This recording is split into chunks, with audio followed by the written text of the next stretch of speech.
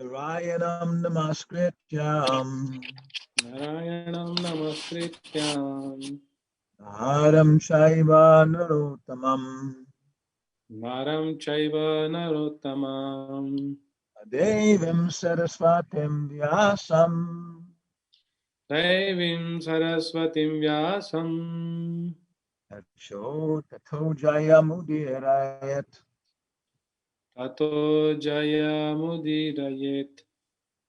Om Namo Bhagavate Vasudevaya Om Namo Bhagavate Vasudevaya. Om Namo Bhagavate Vasudevaya Om Namo Bhagavate Vasudevaya. Om Namo Bhagavate Vasudevaya. Om Namo Bhagavate Vasudevaya. So if you want to go back home, back to Godhead, you can just stop eating and chant this mantra. Om Namo Bhagavate Vasudevaya. Okay, and within 3 weeks, you'll be back with Krishna. Or you can stop drinking water, and within 3 days, you'll be back with Krishna. Or you can stop breathing air, and within 3 minutes, you'll be back with Krishna. So we have attachments. Yes. And chanting Hare Krishna.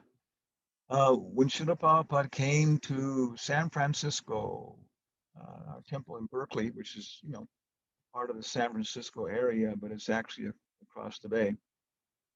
Temple's there, and it takes up 6 city lots, very big piece of property.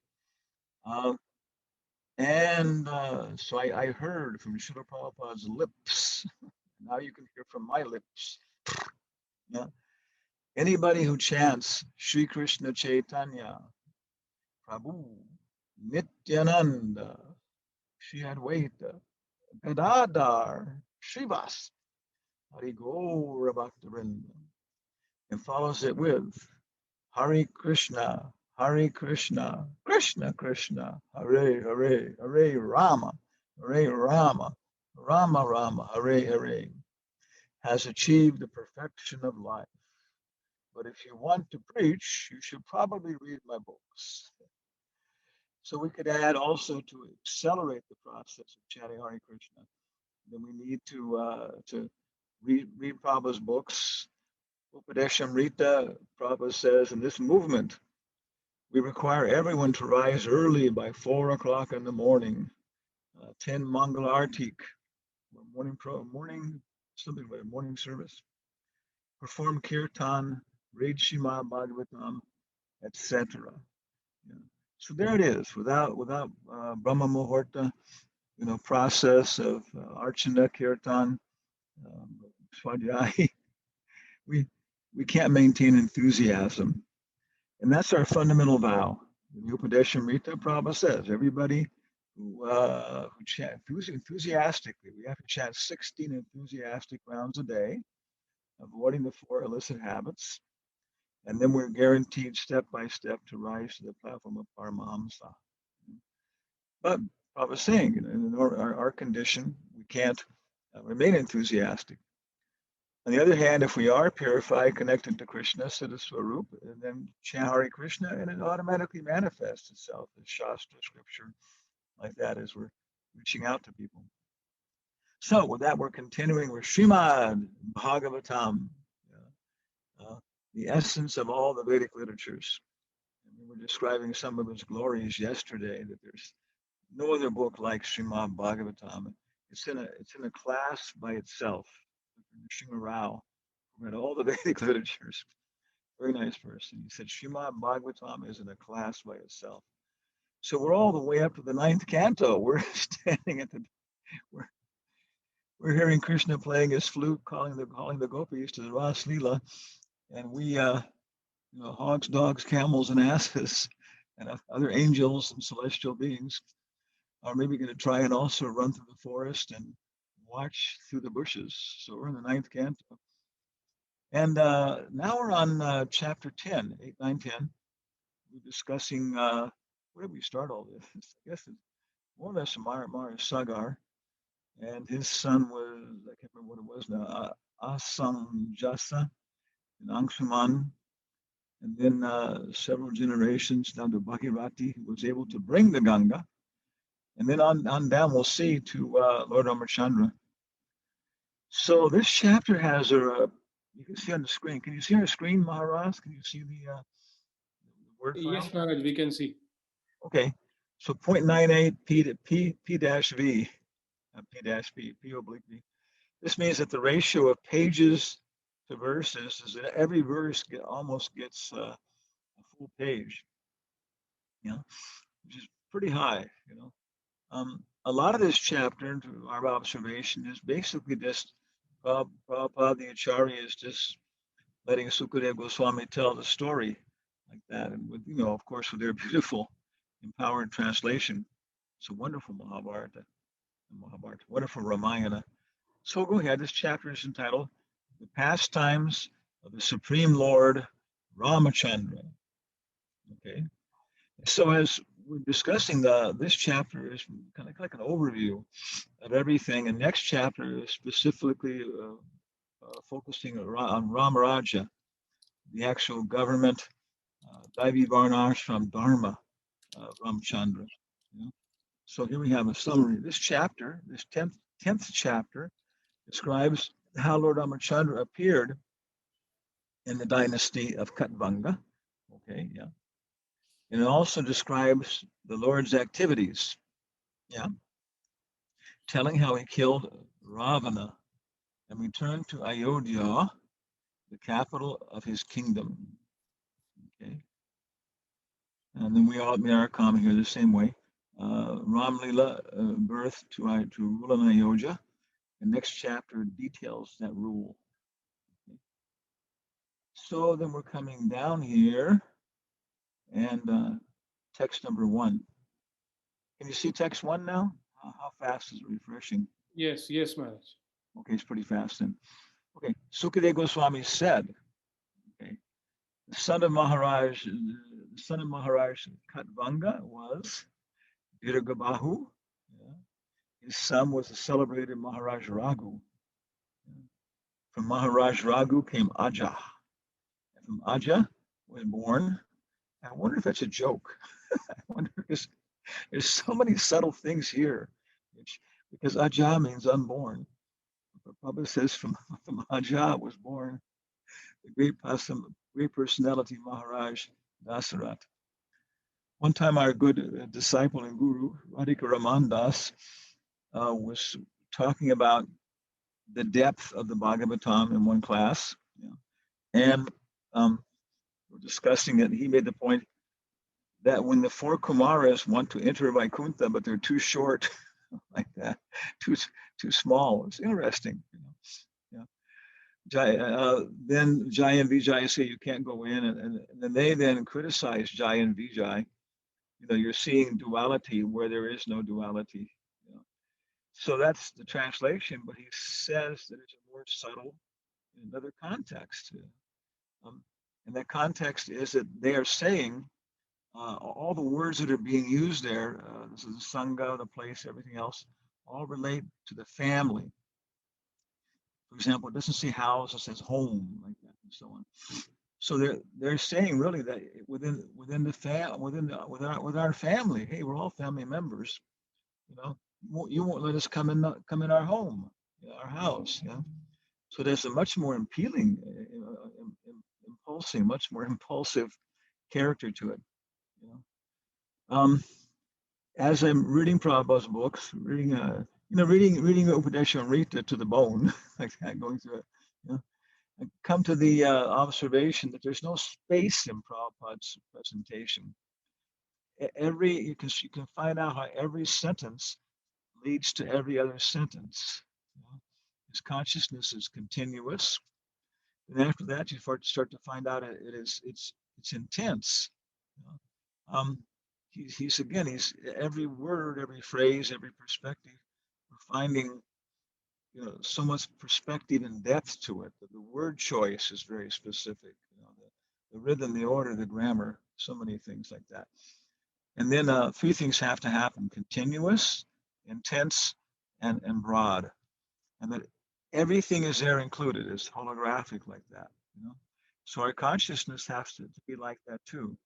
You know? If we're focusing on any one of the limbs of Vishnu, we have to realize how that's connected to the whole body. And if we focus on the whole body, we can't forget that it's composed of limbs. So here we are with Aja. From Aja was born. From Aja, Aja, Maharaj Dasarat. Okay. So who knows why he's called Dasarat? It's a pretty easy question if you're born in India. Don't be shy. Go ahead and unmute your microphone. He can fight 10 people at one time and win them. He fights 10 directions at one time, I heard.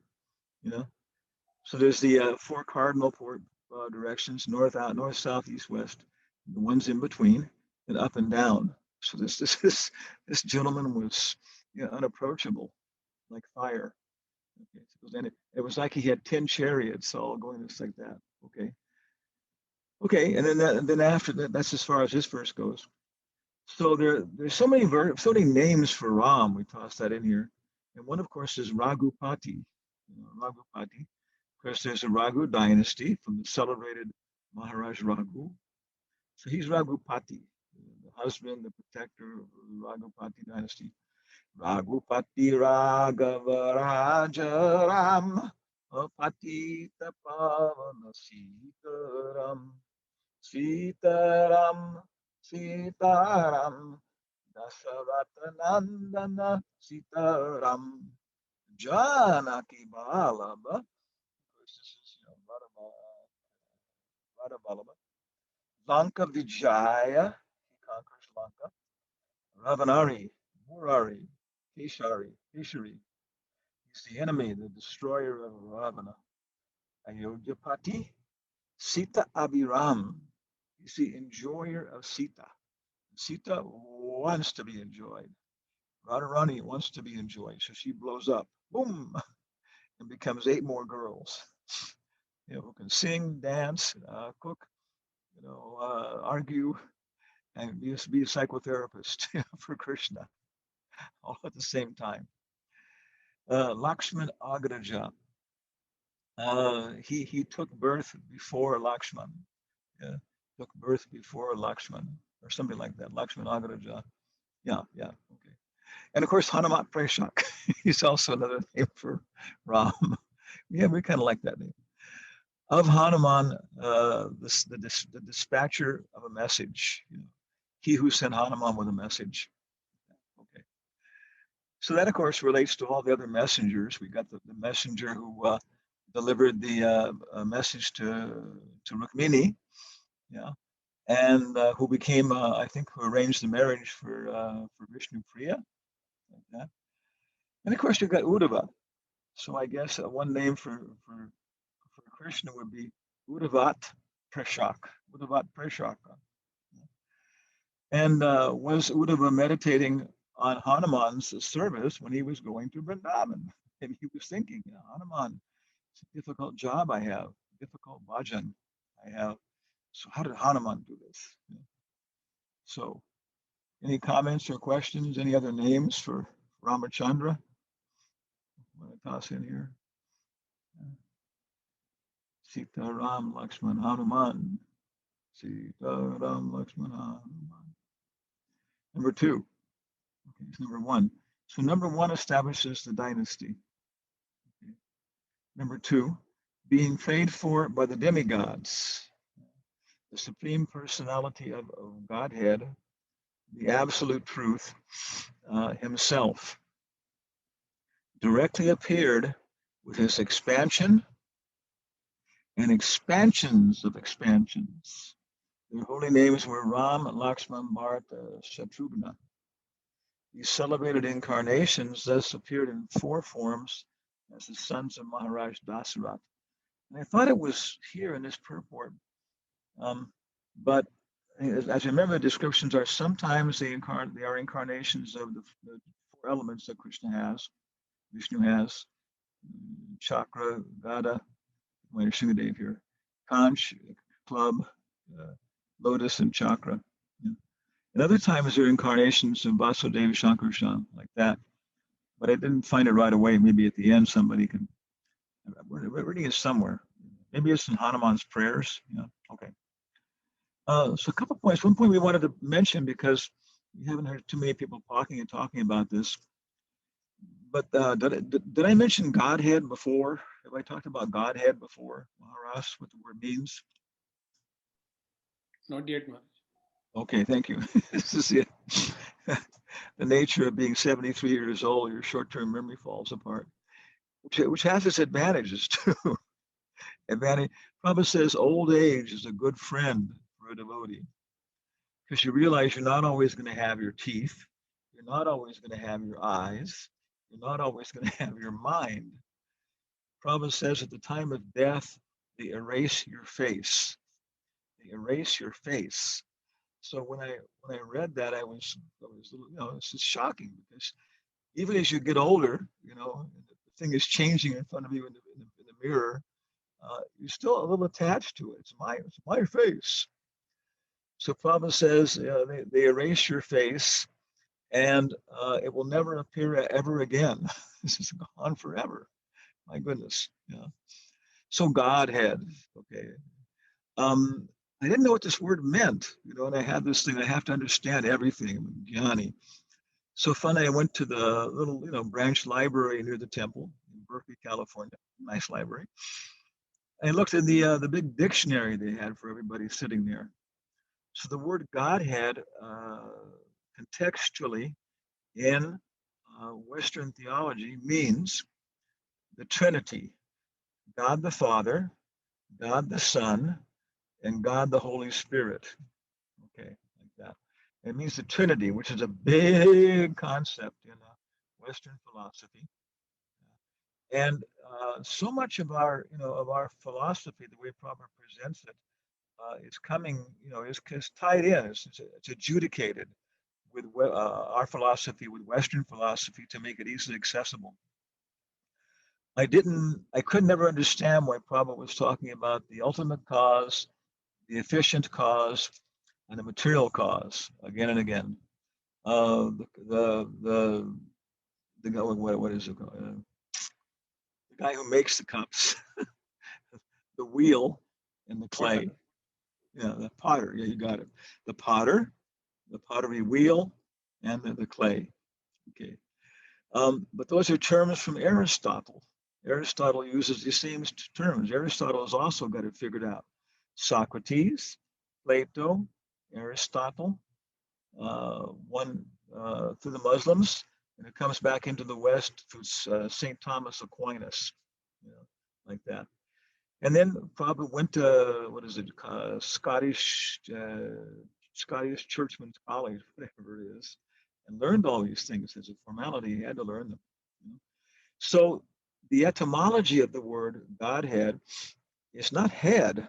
It comes from hood. That's our English language. Like we say womanhood, manhood, childhood. And then we have godhood. So who's the supreme personality of womanhood? Okay. Radharani. Okay, thank you. Yeah. Who's the supreme personality of childhood? Balagopal. Okay, yeah. There's no child like little Gopal. So the supreme personality of Godhood, we got the Panchatattva. Sri Krishna Chaitanya, Prabhu Nityananda, Sri Advaita, Gadadhar, Srivas. Okay. Lord Chaitanya, Balaram, Mahavishnu, Paramatma, Radharani, Narada Muni. Okay. Jehovah, it's interfaith dialogue. Jesus, okay. Holy Spirit, Mother Mary, and you can add Saint Francis of Assisi. So this is Godhood. It's one, but it then is, it's manifest in 5 features. So big arguments over this in Christian theology and their church and so on.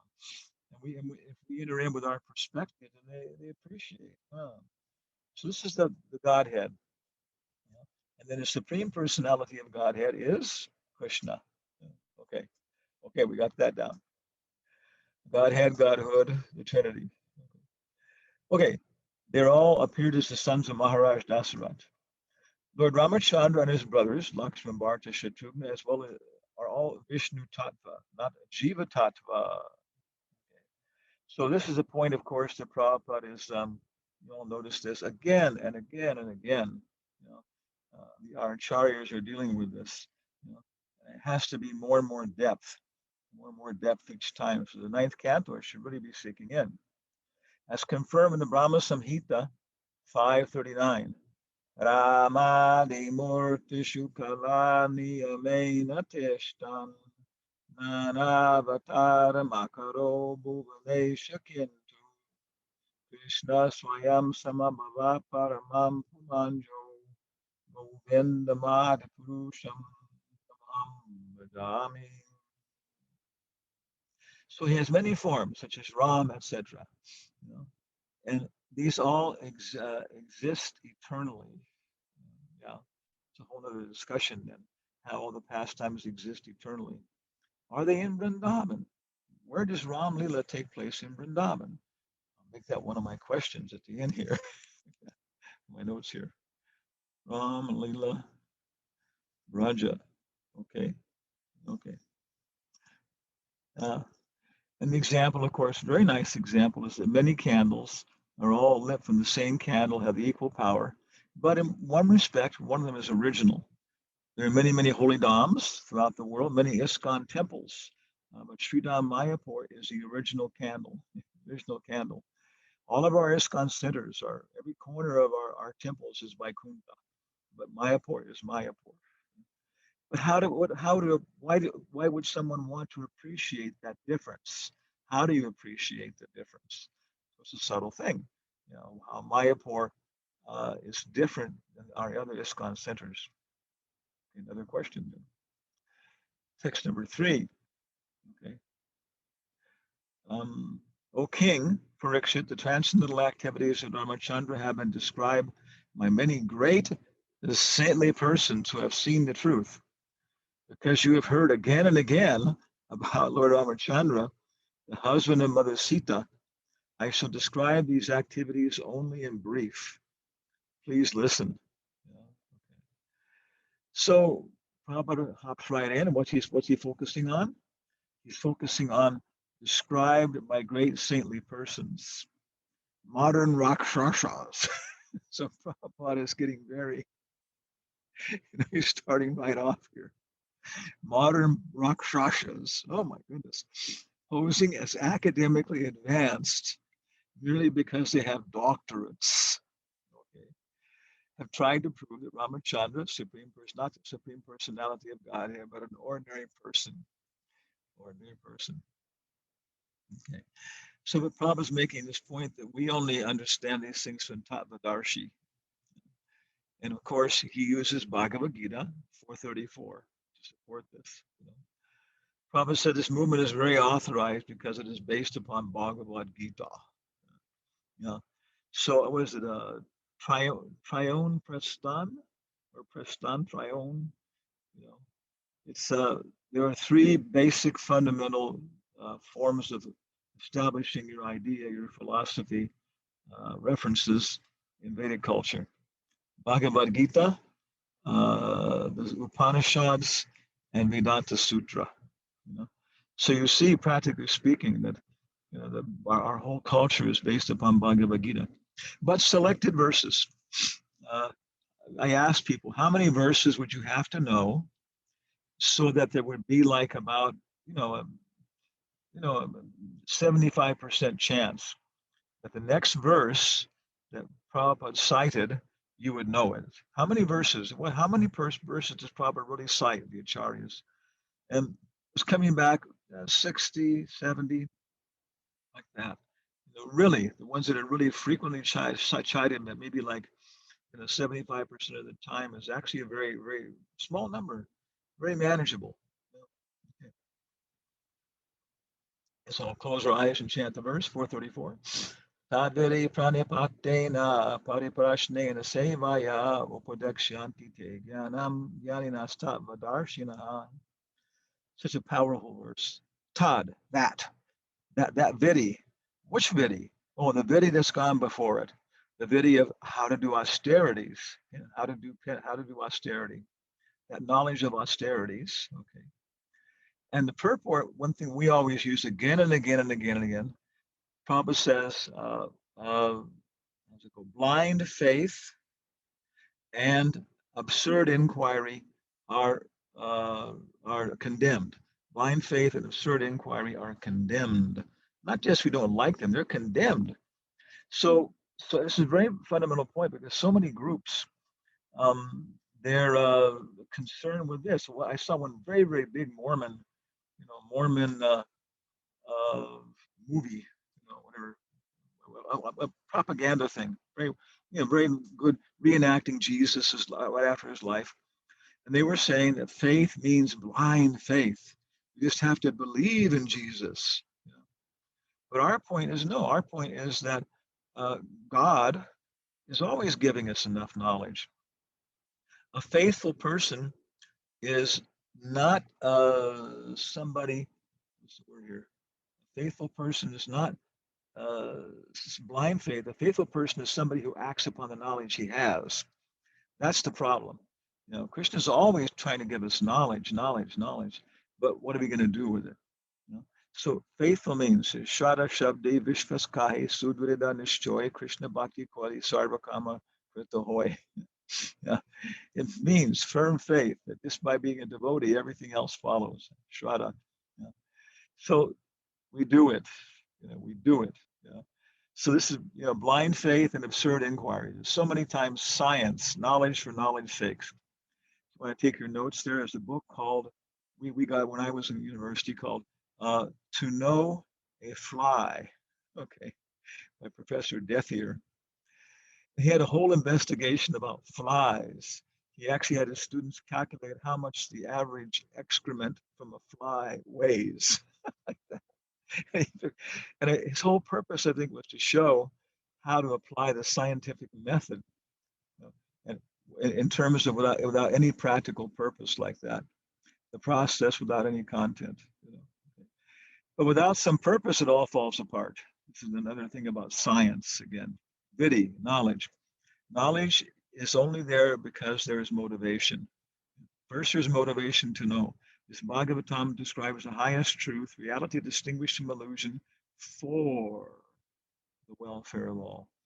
So we start off from the very beginning with love, and because we love, because we want to serve, because we're motivated, then our knowledge develops like that.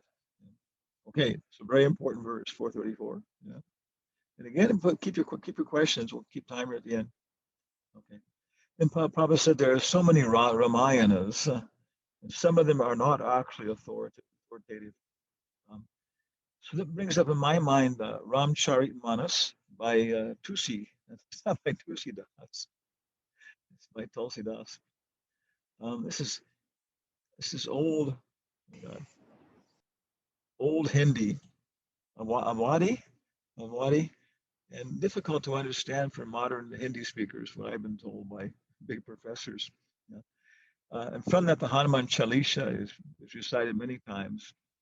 So to my understanding, one time Prabhupada was at a symposium, a mela, and one lady was sponsoring it, a rich lady, pretty big, several days, and it was glorifying, I think, Ramayana, and especially, and Prabhupada was saying when he spoke, this is how Prabhupada presented it. He said, many times during this symposium, or Tulsi Das, his Ramcharitmanas has been presented.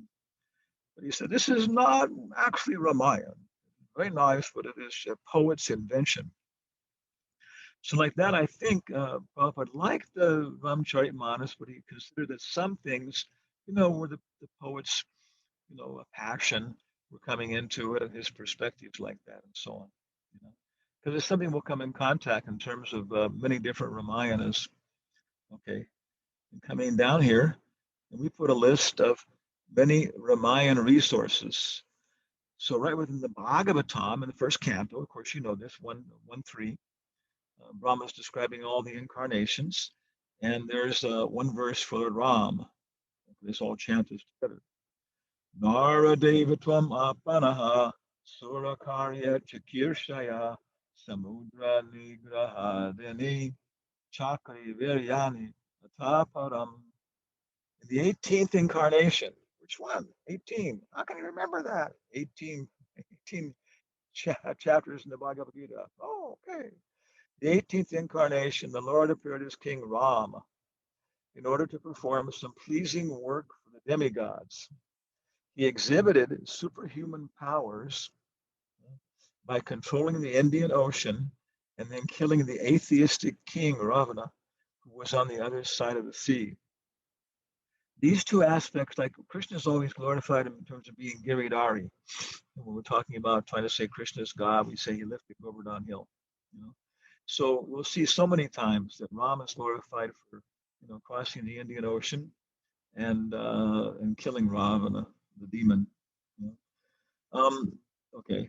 And then also the second canto is also what is it? Scheduled incarnations, specific incarnations, the source of all incarnations. Text number 24 and 25. Okay. Supreme Personality of Godhead, being aggrieved for his distant, intimate friend Sita, glanced over the city of the enemy Ravana with red-hot eyes like those of Hara, who wanted to burn the kingdom of heaven. The great ocean, trembling in fear, gave him his way because his family members, the aquatics, like the sharks, snakes, and crocodiles, were being burnt by the heat of the angry red-hot eyes of the Lord. When Ravana was engaged in the battle, the trunk of the elephant, which carried the king of heaven, Indra, broke into pieces, having collided with the chest of Ravana, and the scattered broken parts illuminated all directions. Ravana therefore felt proud of his prowess and began to loiter in the midst of the fighting soldiers, thinking himself the conqueror of all directions. But his laughter, overtaken by joy, yeah, along with his very air of life, suddenly ceased with the tingling sound of the bow of Ramachandran, the personality of Godhead. Okay. Third resource. Before there was any kind of publication of the Ramayana and ISKCON, devotees wanted to do the drama, and they asked Prabhupada what was a good Ramayana, and he recommended one. It was a Shastri. I can't remember the first name now. Maybe somebody knows it. Some Shastri. And I found it at the University of California, library. It was nice. It was a little pedantic. It was a little bit literal.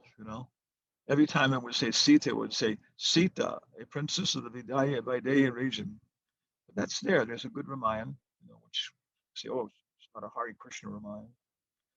Purna Pragnadas, he has a very, very nice teenager's Ramayana. I like it. It just goes through with a story. Really nice, very easy to read. And as far as I know, he and Bhakti Vikas Maharaj had the same original translation. So you'll be Bhakti Vikas Swami's Ramayana is much more philosophical. It was always like logical, things like that. So you can see two different resources.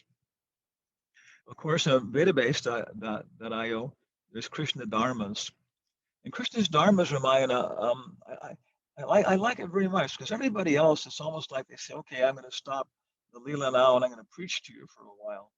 But his preaching, in my experience, just fits right in naturally. It's just naturally like that. So I very much like his music. That. Besides that, there's my goodness. There's one scholar came up with 300, 140 major Ramayans around the world. There's a Ramayana in Thailand, which is totally mixed with the local history. Fat Ram, Sri Ram. So it's a very pervasive book. Actually, even in South America and Bolivia, in the carnival there, there's a whole story they do every year as a reenactment, way in the 5 miles in the sky or something like that, way up there, 3 miles. And they're required to teach it in the school curriculum on their culture, but they haven't got a good source of it. And it's a story about a princess who was kidnapped by a demon and then rescued by her husband along with the help of monkeys. Yeah. Sound familiar? Yeah. So you'll find all over the place the cult of Vasudeva and Sankarshan. Historically, archaeologically, the cult of Vasudeva and Sankarshan. Yeah. That's how they were known. Krishna Lila takes what? It's 11 years old when he leaves Vrindavan, something like that. You know, yeah, 12, 14 years old, you know, something very young. And after that, 140 years or something. So it's a very little part. So most of the people knew Krishna and Balaram as Vasudeva and Sankarshan. Yeah. So all over the world, in my experience, archaeologically, you'll find remnants of the cult of Vasudeva and Sankarshan. Okay. Then, if you want to go to YouTube, the evil Gita Press, I read their Ramayana. Mars was talking about it.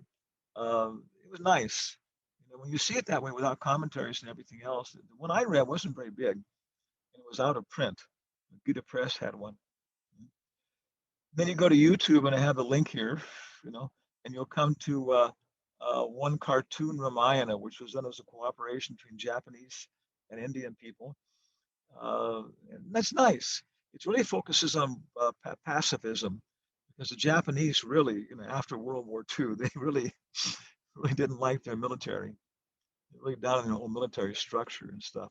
So there's always in this, you know, the Japanese aspect is teaching how Ram is talking against war, against fighting, and in the end we're all brothers, you know, dead rakshasas and dead men like that. It's very interesting. Yeah. So, and if you come to 59 minutes into 1 hour, you know, 60 minutes, then there's a very, very nice thing of Hanama Preshaka. Like that. So, I'm sorry, your teacher has a bias here. I mean, my bias, you know. And it's very, very nice as far as I'm concerned. Hanama, Sita's lamenting, Ravana's coming, trying to seduce her and terrorize her. And he goes away and she starts crying. And she says, "Oh, Ram!" Okay, like that. And then Hanuman, Hanuman hops out of the tree or something, you know, and has a little opera, you know. I can I can imagine in you know in Indian movie theaters this thing the whole thing stops and everybody starts singing along with it, you know. So the refrain is Janani Ham Ramaduta Hanuman Janani Ham Ramaduta Hanuman. Like very nice. But of course you can imagine how, you know, it's just it says just the first kind voice that she's heard in a long time, they're friendly and everything else. You know, so much separation. Uh, Janaki is separating Vishnu Priya is feeling separation, showing us such wonderful examples. You know. So, O Mother, we are Hanuman, the messenger of Lord Ram. Charana Vandanam Karomi Pamar Avasara Praptamahan. So Radhika Raman Das translated this. He said it's kind of a combination of Hindi and Sanskrit, like that. I beg to offer my obeisances to your feet. This fool has obtained this great opportunity. Charana Vandana, I have it twice. I don't know why. Okay. Kritva Tava Apaharanam Ravana Janita Marana Avaham. When Ravana kidnapped you, he was inviting his own death, which took birth at that time.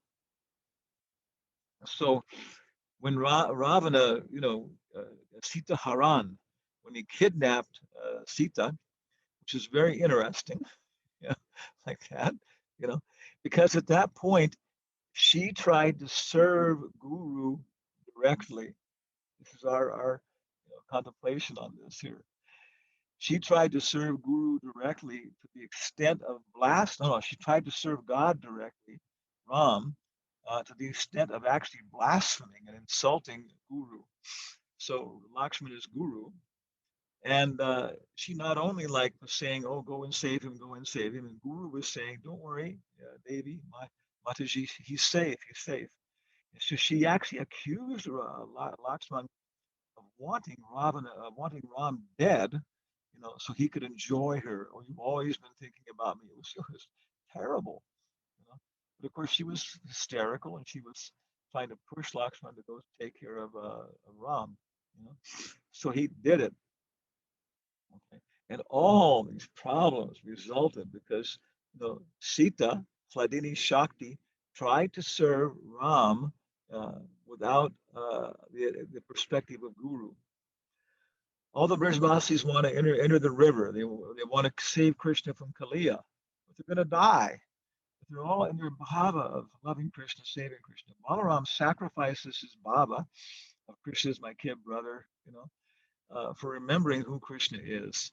He stops them from entering the water. So even in Goloka, we're seeing that Radha, Krishna, and Balaram are all associating, and they all have their particular things to play. Krishna's devotee, and devotional service all come together and dance. Krishna's devotee, and devotional service. Krishna, Radha, Purnamasi, and nobody can quite tell who's in charge. Okay. So, but when she was kidnapped, everybody wanted to help her. The little squirrels wanted to help her. The gods in the heaven wanted to help her. It was so piteous. Her crying, Ram, Lakshman, Ram, Lakshman. It was so piteous that the entire universe went off of its axis. And the whole universe, when it was just so, went out of axis because the Sita's, crying was so piteous. Everybody wanted to help her, but they were afraid of Ravana. So anyway, everybody was in so much distress, everything else, and Rama said, yes, this is very, very, very, very, very painful, piteous moment. He said, but our purpose is served. Ravana is a dead man. It says here, same thing. When Ravana kidnapped you, it says inviting his death, but at that point it said it was sealed. The thing was over. It's just like Krishna showing Arjuna. It's all over. Hasyami Prabhu Bhavira Pratikshana Kintu Karoti Sadatava Chintana. I see that my Lord is always grave, but actually he is constantly thinking of you. He's a grave, but he's always thinking of you. I'll just go. I got this here. Oh yeah. Tasya Nayana Bashpakulatam Mamahat Mahat Keda Parijnan. Seeing his eyes filled with tears, I feel great distress. So seeing Lord Chaitanya's eyes filled with tears, Haridas, everybody else feels great distress. So this is the Japanese cartoon Ramayana. I didn't put it here. There's also another one by, what's it called? One Japanese sweet company, which also has incredible graphics like that. Yeah. These, of course, are wonderful on Friday night movie night. You have on your center on Friday night. You have movies. Okay, you advertise it on the campus, wherever else, and you have people come there.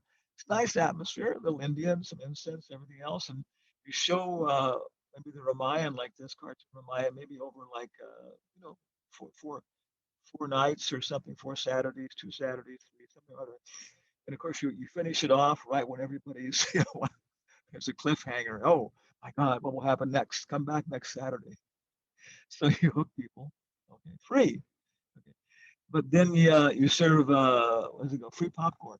Okay. I'm going to go bankrupt here. But you make the popcorn a little salty. Okay. And then you sell lemonade or hibiscus tea at $2 a glass or something like that. So we're cheating here. The popcorn is free, but a little salty. And then we sell our drinks at $2 a glass or $1 a glass and make a little profit on the whole process. I learned these things from Hans Duda. Okay.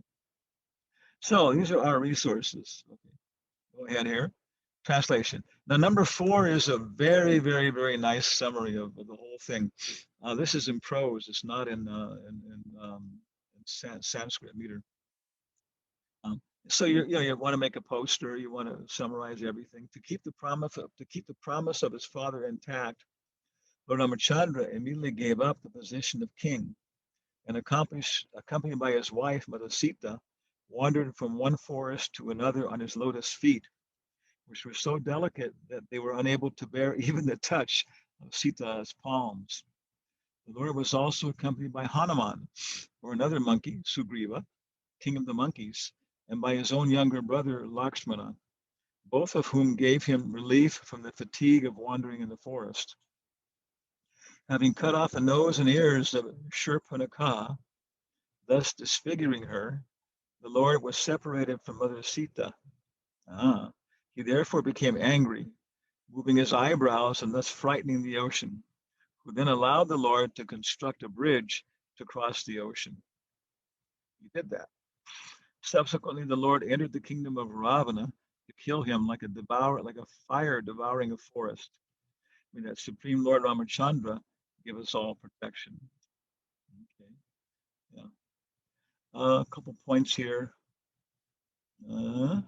Okay. We always thinking that Kikayi was demanding her 3 promises or 2 promises.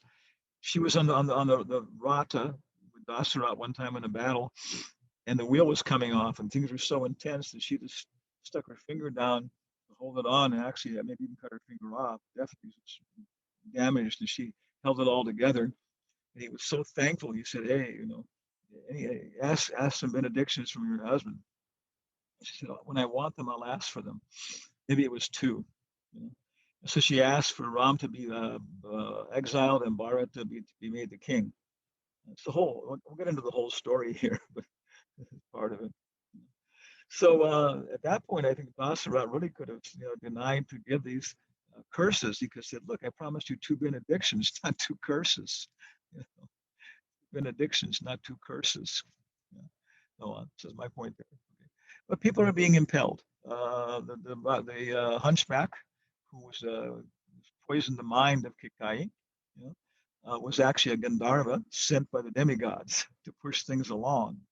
There's many stories within the story. So Kikayi just went crazy temporarily. Okay. What else we got here? Moving his eyebrows. Okay. Cut off the Supranaka, according to the Garga Samhita, which the Brajmana Parikrama uses. I think that's people, Shivram Swami is saying it's bona fide. Probably belongs to maybe a different sampradaya. But Supranaka became hunchback. What's her name? In Krishna Lila. We got her name now. Krishna steps on her toes and makes her straight. Kubja. Yeah, Kubja.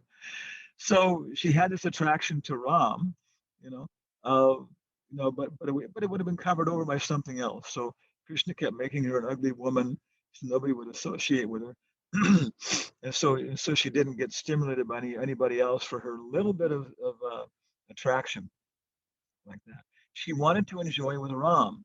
That potency associates with Krishna sometimes. Krishna associates with that potency sometimes, but not all the time. So it's like somebody who agrees only to eat prasadam. Prabhu, I will never take anything but prasad, but I want good prasad. So this is one kind of devotee. This is Supranaka, Kubja, like that. Okay, translation. In the arena of sacrifice performed by Vishwamrita, okay, he killed all these demons, of course, when Vishwamrita was trying to do his sacrifices. They were all coming, and he killed them in the presence of Lakshman. May he give us protection. This is asking for protection. His pastimes were wonderful, like those of a baby elephant. In the assembly where Mother Sita chose her husband, in the midst of all the heroes of the world, he broke the bow belonging to Lord Shiva, even though it was so heavy that 300 people had to carry it. I have to be careful here because I get carried off into all the other pastimes. Okay. Thus he achieved the hand of Mother Sita, who was equal with him. Indeed, she was the goddess of fortune. Okay. And afterwards, of course, he met Parasuram, who had the other bow, and diminished his pride, and Parasuram was very happy to be defeated. Carrying out, but when he returned, of course, he was banished, to the forest. And he left everything like his everything like a self-realized soul. Okay.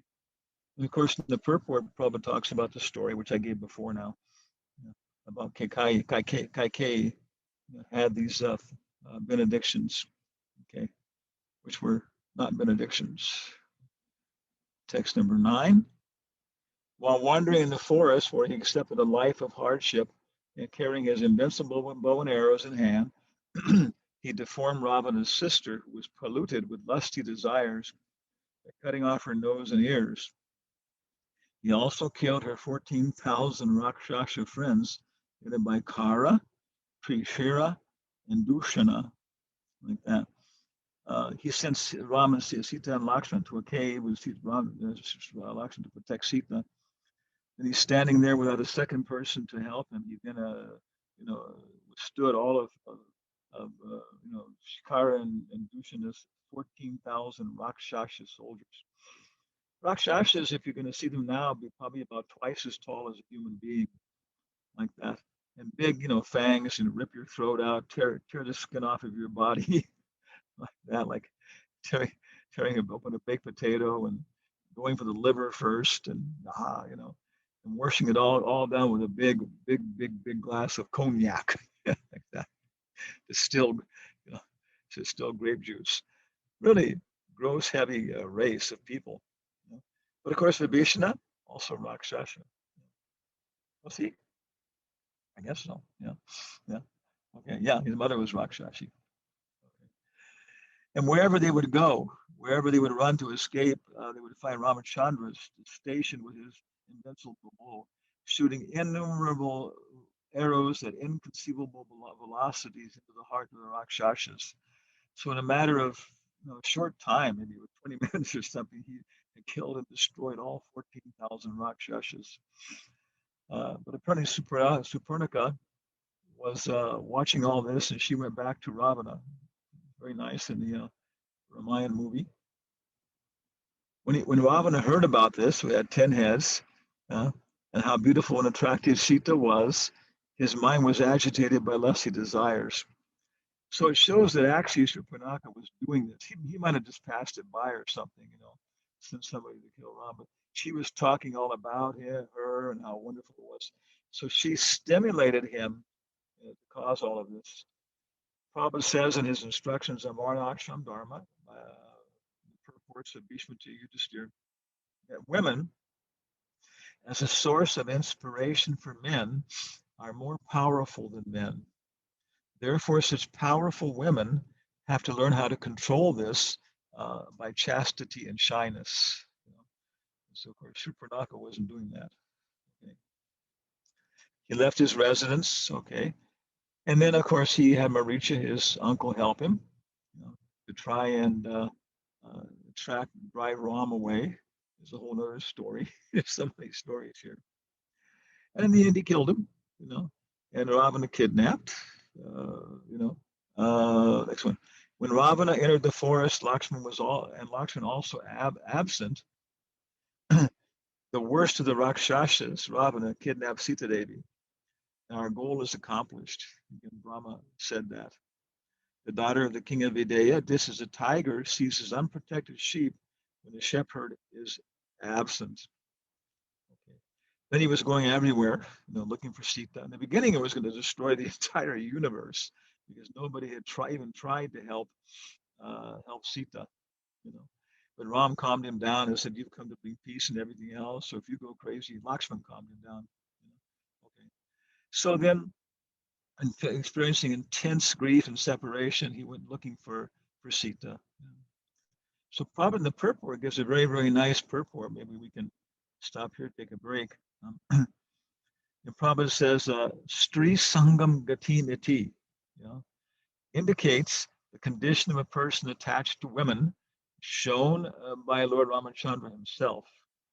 Stri Sanginam Gati Niti. This is what happens.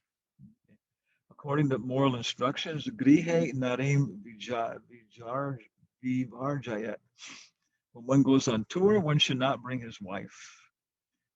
Formerly, men would travel without conveyances, but still, as far as possible, when one leaves home, one should not take his wife with him. Okay, This is very, very interesting instructions in Sri Dharma. Yes, because and if you're going to go with a wife and children and family, then you have to make very, some special accommodations like that.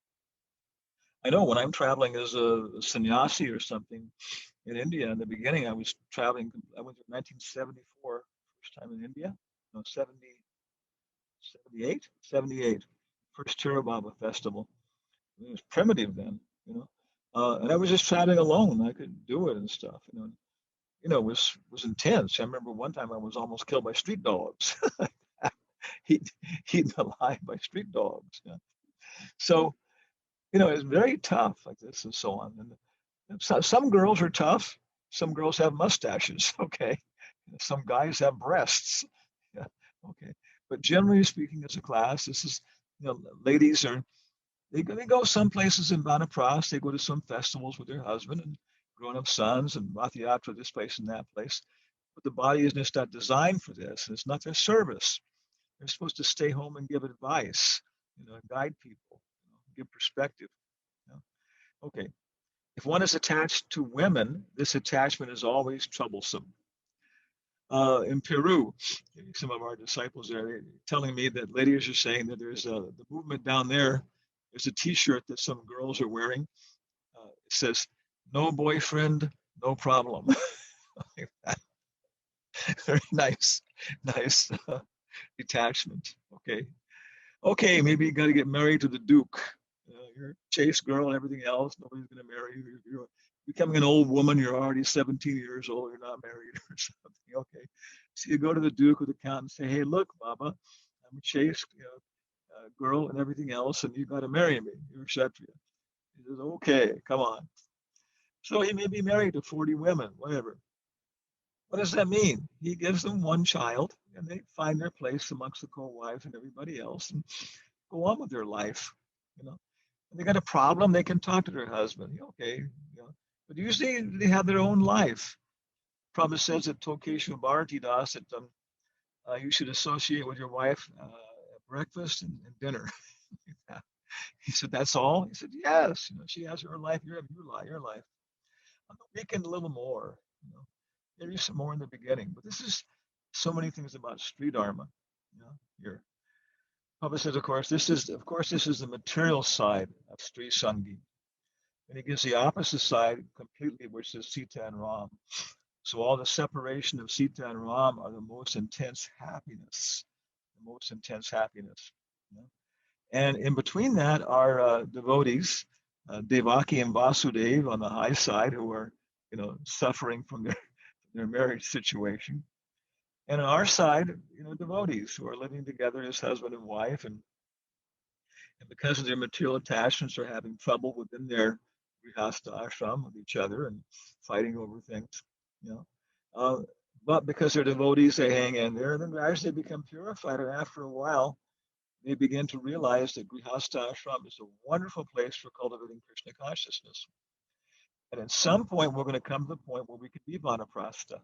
And at some point, then we're going to come to the point where the husband will go off and travel all over the world and realize that Krishna is everywhere. And then the lady can travel with him in her mind, everything else.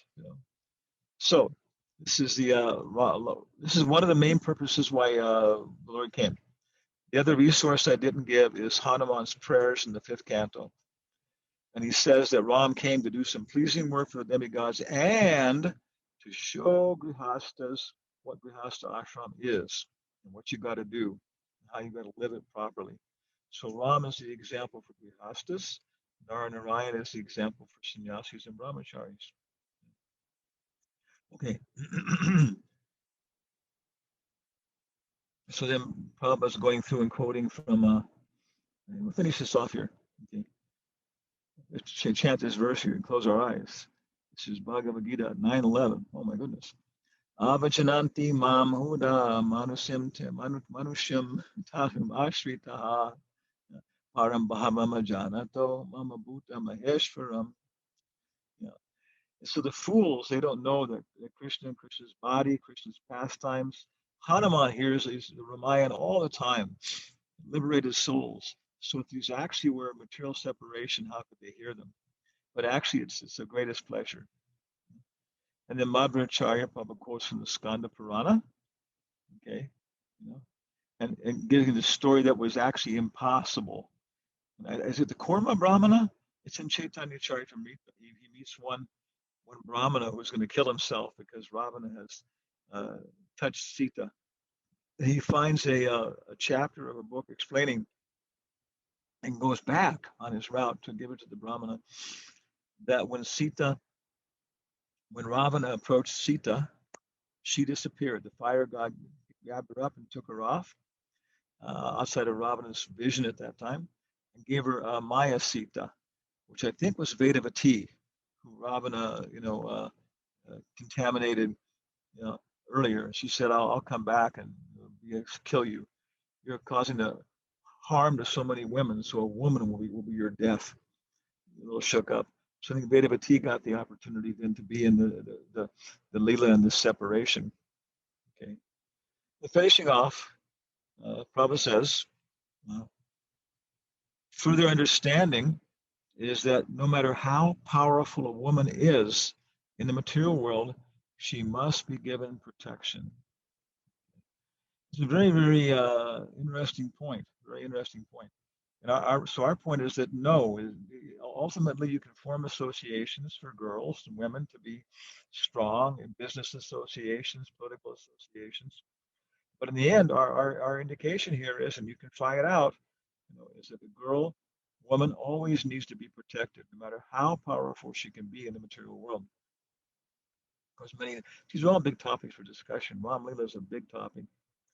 When we were traveling with Srup Damodar Maharaj, we had so much interest into Indian culture from him. We were in Madras, 1984, and Mrs. Parthasarathi, she was running 5 girls' high schools, secondary schools, all very successful. So one award ceremony, she was giving everything out, awards to people, people on the stage. And she said, "I can only do this because of my chastity to my husband." She's making it very apparent that any authority she had, anything else, was based upon her sticking to her husband. And in Manipur, we go back to Srup Damodar Maharaj, they're very Kshatriya inclined people. So we're seeing them, they like martial arts. They have their own martial arts. They take kung fu. But I saw they're big, stocky, solid girls in there, fighting with guys, wrestling, so knife fighting, and these are guys that probably none of us here girls that none of us here would want to mess with, solid. There was one girl who was a brigadier general in the U.S. Army, U.S. Army. She was a tough woman and a very good philosophy of life, black lady. So, but I saw it when they were fighting, they would go back and their big brother or their father was in their corner. And they would get back and you could see that they were listening, giving advice, and they were nodding, hey, calm down.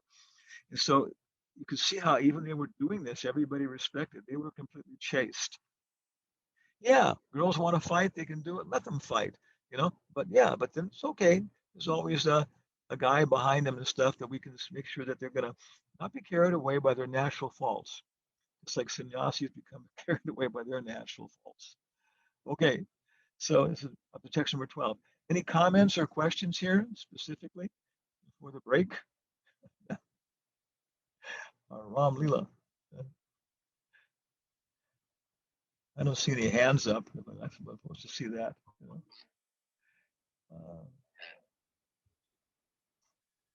Everybody's happy with the Ram Raja. Everybody's happy with Sita being kidnapped. Hare Krishna Maharaj. Hare Krishna. Maharaj, you were saying that Ravan, when he heard about Sita's beauty, his 10 heads got agitated with lusty desires. Yes. But Ravan knew about Sita Devi earlier because he was also participating in this Swayamvara. Oh, I didn't know that. Yeah, I never heard that before. Yeah, I never heard that. So why couldn't he lift the bow? My goodness. Is that in the Valmiki Ramayana? I never heard it. I don't know about that. Which Ramayana?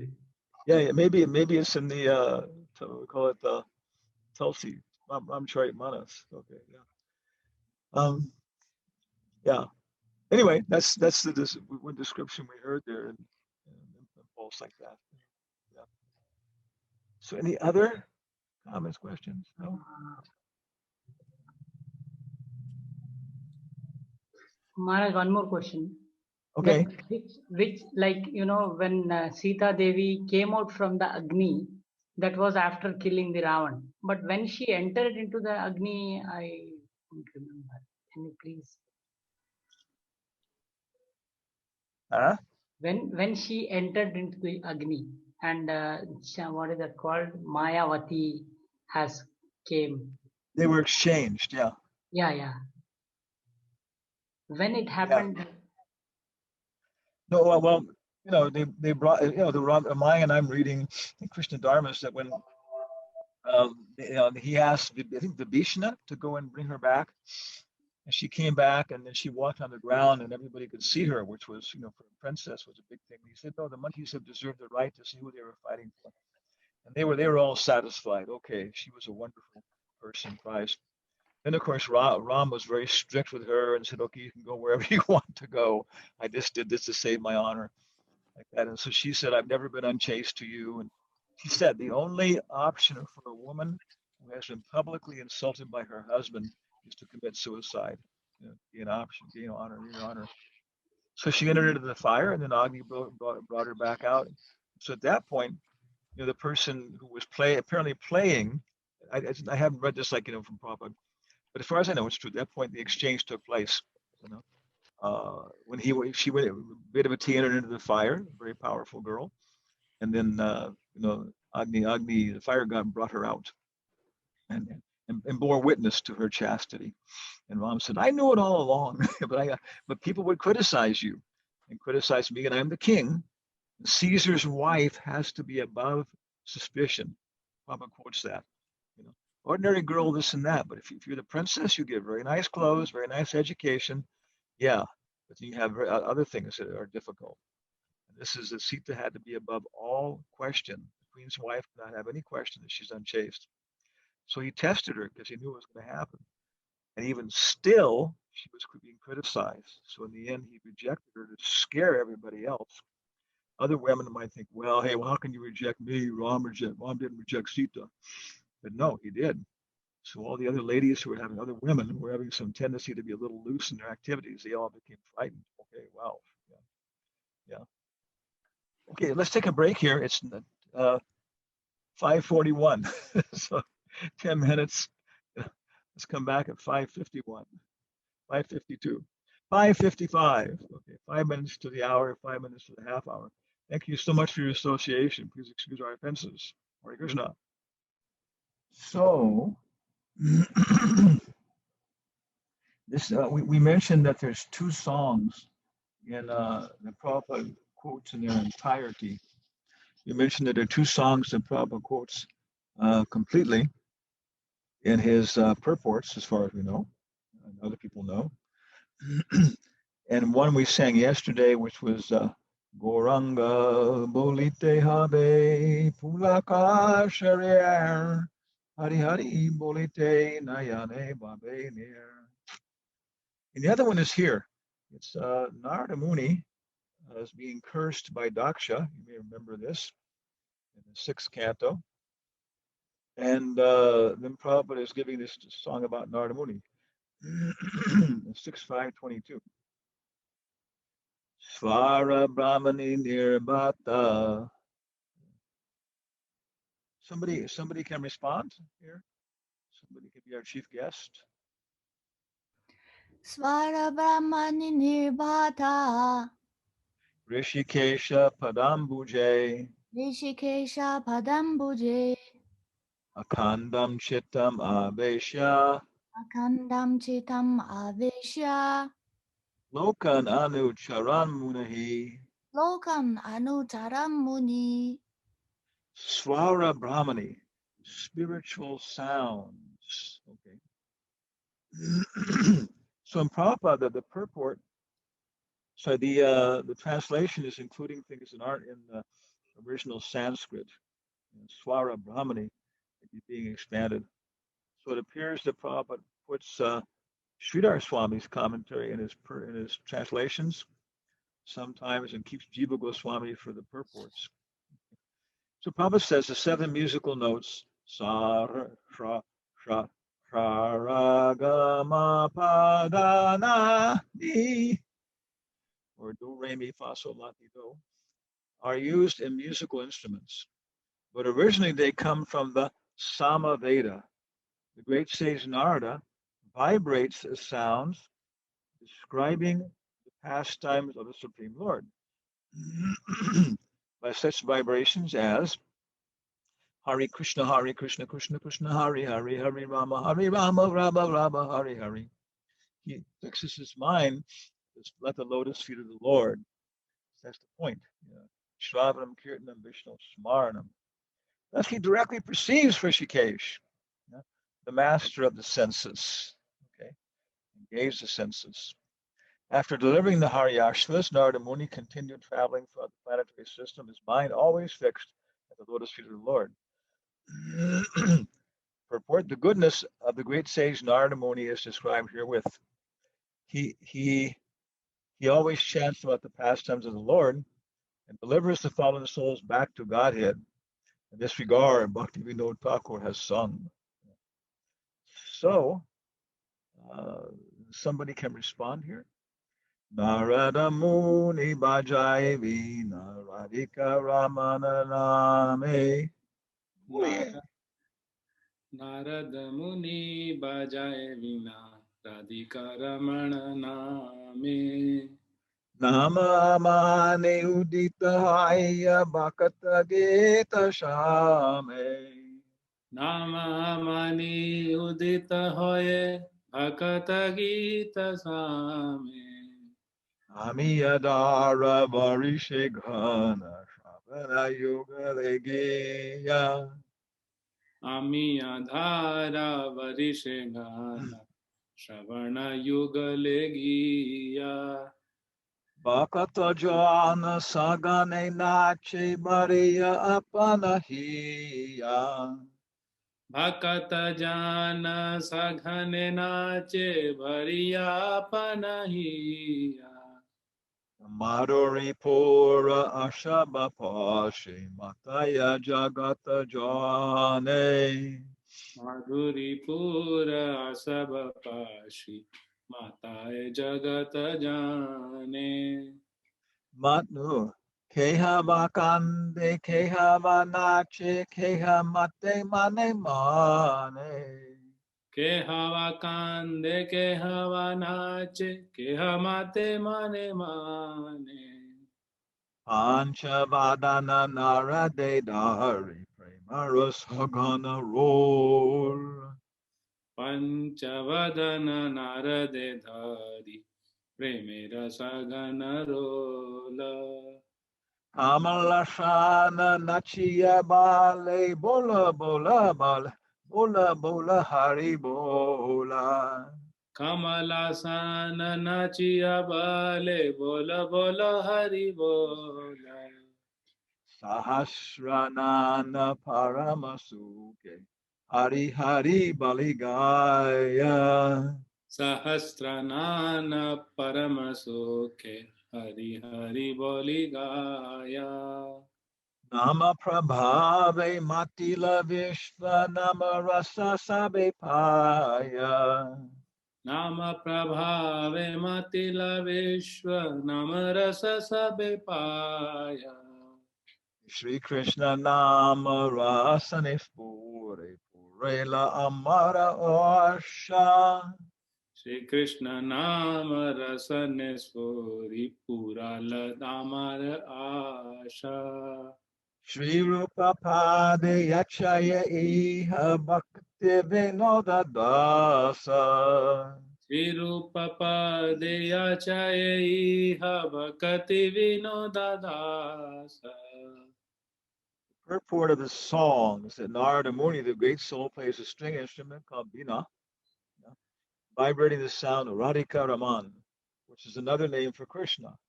As soon as he strokes the strings, all the devotees begin responding, making a very beautiful vibration. We're in the Sampradaya of Narada Muni, so we can respond. Accompanied by the stringed instrument, the singing seems like a shower of nectar, and all the devotees dance in ecstasy to the fullest extent of their satisfaction. While dancing, they appear madly intoxicated with ecstasy, as if drinking the beverage called Maruri Pura. Some of them cry, some of them dance, and some of them, although unable to dance publicly, dance within their hearts. Lord Shiva embraces Narada Muni and begins talking in an ecstatic voice. And seeing Shiva dancing with Narada, Lord Brahma also joins, saying, "All of you kindly chant Haribol, Haribol." The king of heaven, Indra, also gradually joins with great satisfaction and begins dancing and chanting Haribol, Haribol. In this way, by the influence of the transcendental vibration of the holy name of God, the whole universe becomes ecstatic. Bhakti-Vedanta Thakur says, when the whole universe becomes ecstatic, my desire is satisfied. I therefore pray under the lotus feet of Rupa Goswami that the chanting of Harinam may go on like this very nicely. So, very nice song. Sing, dance, explain. And you can have programs. We have these cultural programs. And we include Udilo Arun is a nice song also because there's so much philosophy in that. Maybe the best song. It introduces Lord Chaitanya, what he's doing. And then the people like to hear some Bengali, and they can even follow along. You have a PowerPoint show. And then explain it, and it explains our philosophy. And we can say this is a song of, quite very, very old song. Yeah. And about Lord Chaitanya 500 years ago. So Udilo Arun is a very nice song for preaching. Okay, let's continue then with the Ramayana. Offensive chanting. Om Namo Bhagavate Vasudevaya. Can you see our screen now? Oh, yeah. Om Namo Bhagavate Vasudevaya. Can you see our screen now? Yes, Maharaj. Okay. Lord Ramachandran, whose lotus feet are worshipped by Lord Brahma and Lord Shiva, had assumed the form of a human being. Thus, he performed the funeral ceremony of Jatayu, who was killed by Ravana. The Lord then killed the demon named Kadamba. And after making friends with the monkey chiefs, killing Bali, and arranging for the deliverance of Mother Sita, he went to the beach of the ocean. So how many stories are there in between here? Our whole Hanuman Prashak Leela is include making arrangements for the deliverance of Mother Sita, Kadamba, Kabanda. Purport. Okay. Yeah. So Jaitayu, he was trying to fight with Ravana, but in the end, Ravana was so powerful that he cut off both his wings and fell to the ground. And then Ram was so happy with his service. Nobody else tried to save Sita but him. You know, and he was actually, he cut Ravana with his wing claws and everything else. And he was dying, bleeding to death. And Ram said that you will achieve the highest destination. That, yeah. And he said Sita was stolen at this time. And so astrologically, anything that's stolen at that time always returns to the owner. After reaching the beach, Ramachandra fasted for 3 days, waiting for the arrival of the ocean personified. And the ocean was apparently a little haughty or proud it didn't come. So then finally, when Ramachandra threatened to burn the entire ocean and dry it all up, the ocean came, and offered very, very nice prayers, saying, "We're stupid, we're unintelligent." We have Jadadiya, very stone-like intelligence. So in the purport, then, Prabhupada makes this point that therefore punishment is necessary for dull, blunt intelligence. So we wonder, I'm a devotee, why am I suffering? Okay, because we're so stupid. Yeah. Myself again and again. And maybe I'm not so stupid, but my body is so stupid. My body and my mind, they're carrying on, even though I know this is stupid. I don't want them to do it, but I can't control them. So I try my very best. I use all the techniques I control not to overeat. I do this, I do that, I do this and that. The result is, my personal experience, Shastra, is that then my body suffers, from overeating or something like that, Uh, but I don't suffer because I really tried to control it and stuff like that. Okay, it's going to do these things, act according to its nature, and then maybe my body learned something. Okay. So yes, threat of force or use of force by a proper, intelligent fashion. When a Kshatriya uses the force properly, a devotee, after that, nobody feels any bad taste. If it's not done properly, then yeah, there'll be a bad taste for everybody. Translation. All these things I can discuss more, but if any of these topics you want to discuss more, just take notes. My Lord. Okay, then he goes on offering his prayers and saying, yes, you can go and save Sita. So at this point, our mind is coming in, all these stories, building a bridge over the ocean. So many things. Are these Hindu myths? This is a very big topic, and it's being dealt with all throughout the Bhagavatam. And Prabhupada, of course, was presenting all this in terms of a scientific perspective, defeating materialistic scientists. Prabhupada, so many morning walks, Prabhupada is talking bad about the materialistic scientists. One kind of interesting incident, my friend Bharata was walking with Prabhupada in Hawaii on a morning walk before, Gita class, Bhagavatam class. And Srila Prabhupada was talking about the rascal scientists, causing so many problems, leading young girls into having abortions at 15 years old because it's just chemicals. So many things, horrible things are being done, under this perspective of science, what do you call Mayapur Gyanas. The Upanishad explains they're giving them all the tools they need to do these things. Yeah, all these horrible things. Atomic bombs for fighting. Birth control skills for illicit sex, all coming from science. So Prabhupada was talking about these things with the devotees and walking along, becoming more and more furious. So Bharata said that then Prabhupada was walking a little bit ahead. The devotees fell a little bit behind. Maybe the path was a little narrow or something. So he was the only person who was really kind of close to Prabhupada. And to himself, not publicly, Prabhupada, thinking about the material scientists, said, "Goddamn bitches of sons," like that. And so Prabhupada was very, very emotional about these things. But of course, he got the English phrase wrong. It's also very, very charming, Prabhupada's phrase there, Okay. But yeah, this is how he felt about these things, and he felt about expressing it in English. And even if he couldn't express it perfectly, he was going to inspire his disciples like Swarup Damodar, others, Sadaputa, so many people, and all of us. We should all take this up. We should all surrender to this. How can I preach in this scientific atmosphere? How can I establish that there was a Ram?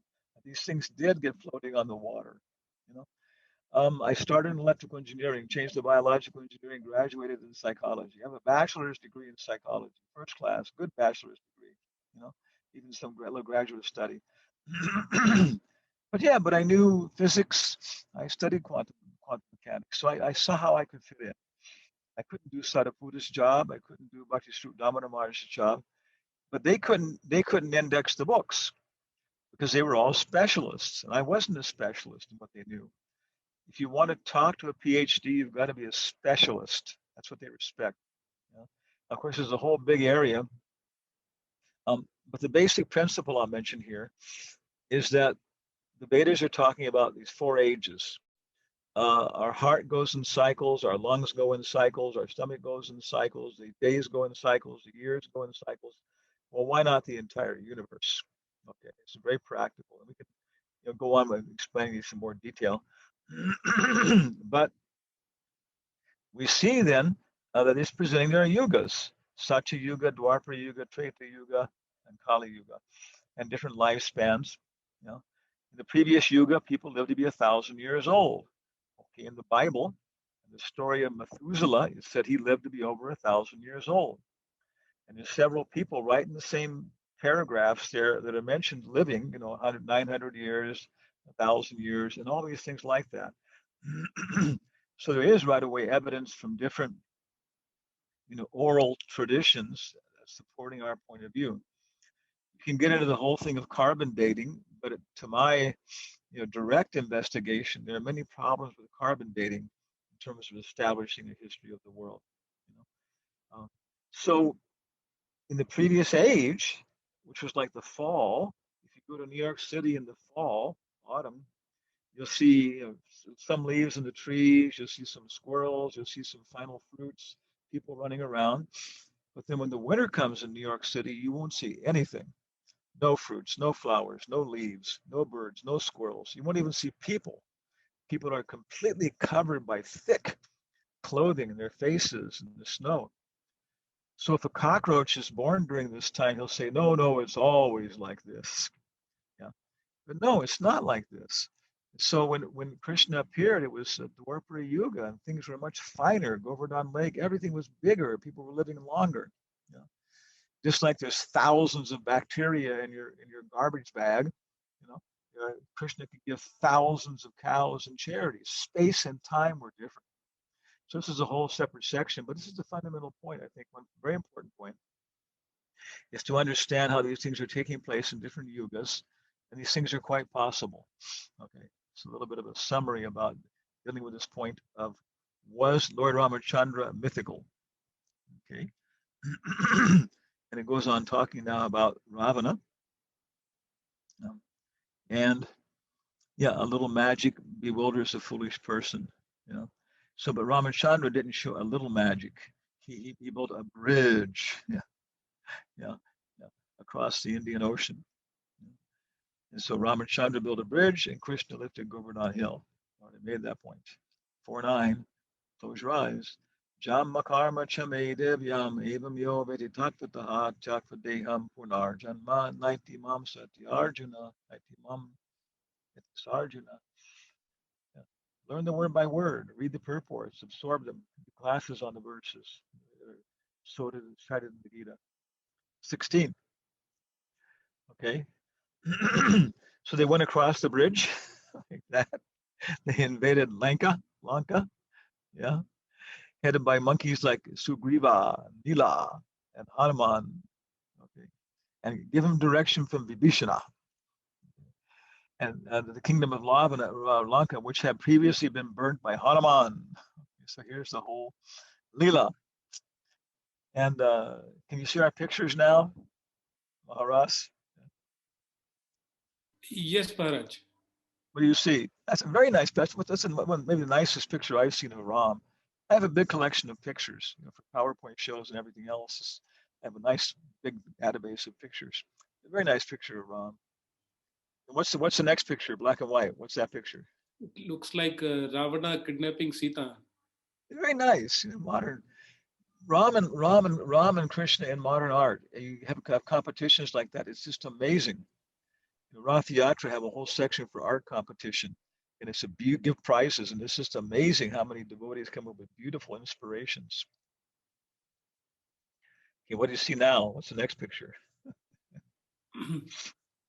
This is Hanuman burning Lanka. Okay, yeah. Another picture? Yeah, this is. It seems like assembly of Hanuman, where assembly of Ravana, where Hanuman is captive. Yeah, he doesn't have any clothes on. It's interesting. Yeah. See, he was tied up. What kind of ropes were those? Can't say, Maharaj. Yeah, they were mystical ropes. Indrajit had them, some kind of ropes of Varuna or something like that. So Hanuman let himself be dragged into the assembly to see the strength of Ravana and confront him and try to challenge him directly. So Ravana was given so many chances. Yeah. So many lessons here. Okay. Now what do you see? This is Hanuman beating Rakshasas. Yeah, these are some modern comic book. That's really, really. I have another one. I didn't put in here. Oh, but it's the worst one. It's very nice. It's Ravana's worst nightmare. Um, there's not a single Ramayana that I've read where Hanuman carries a club on a regular basis. You know?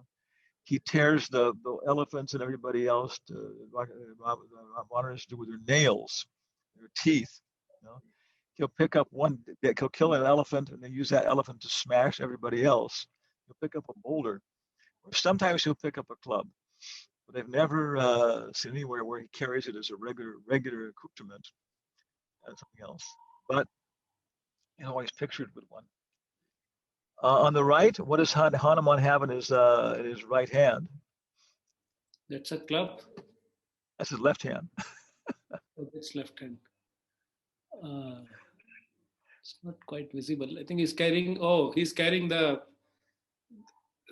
ring that Ram gave him. Yeah, that in ISKCON, that's the Upadeshamrita.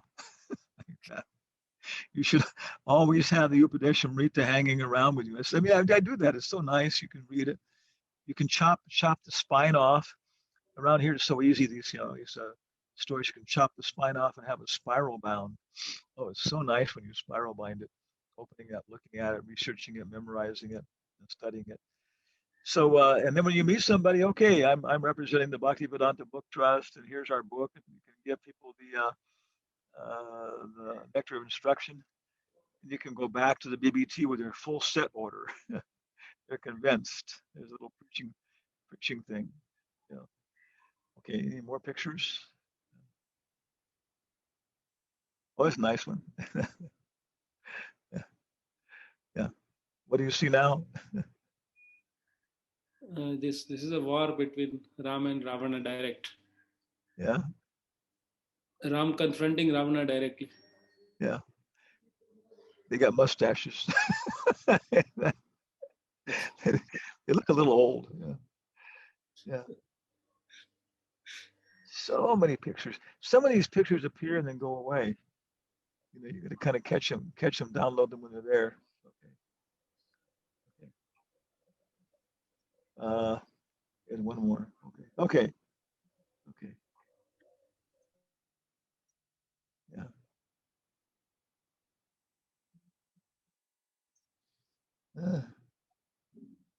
Okay. So Prabhupada's making this point that he can make things float if he wants to make them float. Like that. This is just showing the potency of our Ram. Okay. Text 17. After entering Lanka, this monkey soldiers led by Sugriva, Nila, and Hanuman occupied all the sporting houses, granaries, treasuries, palace doorways, city gates, assembly places, palace frontages, and even the resting houses of the pigeons. Even the pigeons in Lanka were condemned, chased out. Of course, Chaitanya Charitamrita, the story of Ramachandran Khan, his whole village was plundered repeatedly. So Prabhupada says that wherever a great soul, Krishnadas Kaviraj says it, wherever a great soul is offended, not only that person, but his family and even the neighbors, are condemned. So even the pigeons had to suffer a reaction for hanging out in Lanka. Okay. When Ravana, the master of Rakshasas, saw the disturbances created by the monkey soldiers, he called for Nikumba, Kumbha, Dhumraksha, Durmukha, Surantaka, Narantaka, other Rakshasas, and also his son Indrajit. So who knows anything about Indrajit? Why is he called Indrajit?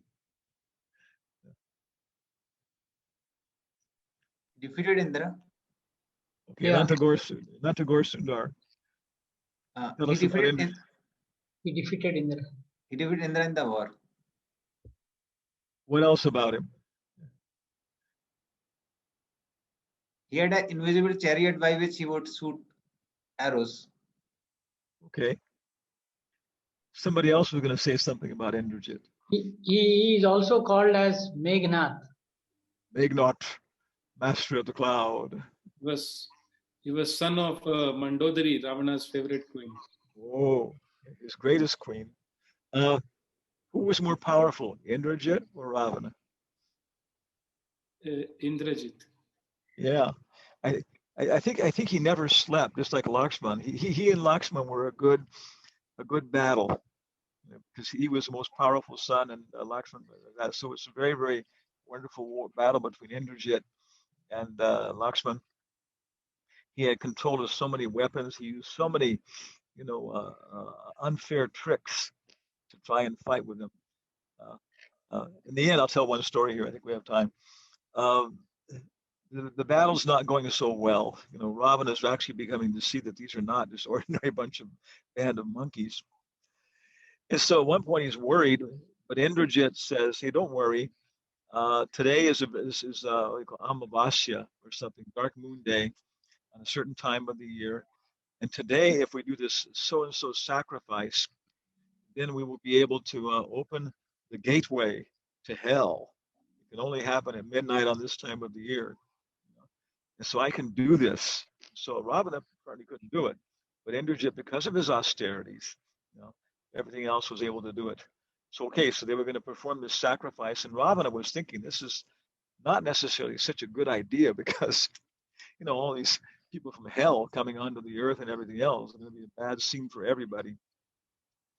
But his conclusion was, okay, considering who Ram is and considering who I am, it's going to be better off for me than it is for Ram. If we open up the gates to Narak, open the gates of hell. So Indrajit was going to perform the sacrifice in some condemned grove, Kunja, with evil priests and evil paraphernalia, evil offering. But the news spread over to Ram's army, and everybody was becoming terrified. Oh my God, opening up the gates of hell. And they knew there was no way they could drive back the Rakshasa army defending the grove, with their army in time. But they thought a small special forces unit, might be able to break through. So it was Hanuman, Lakshman, maybe Vibhishan, and a few of the really most powerful of the monkeys, the Vanaras, maybe a couple bears. And the whole Ram's whole army then just dumped itself on one spot. The Rakshasa army opened up a little break, and this special unit led by Lakshman was able to make it through. And they closed behind them. And they're fighting their way. It's getting more and more close to midnight, and everything's going on. And Indrajit's going swaha, swaha. Yeah. So finally, at the last moment, they're still too far away, and Indrajit is just about ready to pour the last ladle of ghee into the fire and open the doors. And Hanuman jumps over the fire and knocks the ladle out of his hand. And Indrajit knows he can't do it again like that. So Indrajit, these are all great personalities. You don't get these positions without being a great personality. 19. Lord Ramachandran is surrounded by Lakshmana and monkey soldiers like Sugriva, Gandhamara, Nila Angada, Jambavan, and attacked the soldiers of Rakshasas who had all kinds of supernatural weapons. Okay, they faced them, and text 20 is very nice. Okay. Thus the soldiers of Lord Ramachandra killed Ravana's soldiers, who had lost all good fortune because Ravana had been condemned by the anger of Mother Sita. So did you all think this was an important purport? Yeah. Yeah. So here's the point. It says that all these jungle soldiers were throwing rocks and using tree trunks, whereas Ravana's soldiers had all these modern weapons, everything else. Hansaduta wanted to put on a big Ramayana, a big, Mahabharata, and do it all in some kind of modern terms, with people in modern clothes. And yes, you could make it into a very intense, modern drama using the thing like that. But he couldn't think of what to do for the chariots, have jeeps in the desert with machine guns or something. So one day I was walking across the Berkeley campus, and there was Saturday, and they were putting a heating and cooling system on top of some like 5-story building. And there was a guy on the ground in a helicopter, pilot's suit with his headset and stuff, talking to the guy who was actually piloting it. With a helicopter, they were lifting it up and putting it on the roof, and a crowd of people were watching. It was really impressive. Then I was thinking, well, what about the Vietnam War? They had these Huey helicopters, So I went down to the library again, Scholars Workshop, and looked them up, and oh, they were perfect. You know, they may be like 3 feet wide, a little wider, and the pilot sits in the front, a little lower, and the gunner up above behind him. So it's just Arjuna, here you are. You know, and there's Bhishma with his golden Huey helicopter, uh, Apache helicopter, with his driver or Krishna in the front down below, and Arjuna back up behind it. On the sides, they have all kinds of weapons and counter weapons. They have laser-directed Hellfire anti-tank rockets. They come over. They stay maybe 20 meters off the surface of the jungle. They have radar to control that. So you're sitting there on the ground with your anti-helicopter weapons. They appear and disappear over your head. Something that you got maybe 2 seconds or something. 1001, 1002 at the most.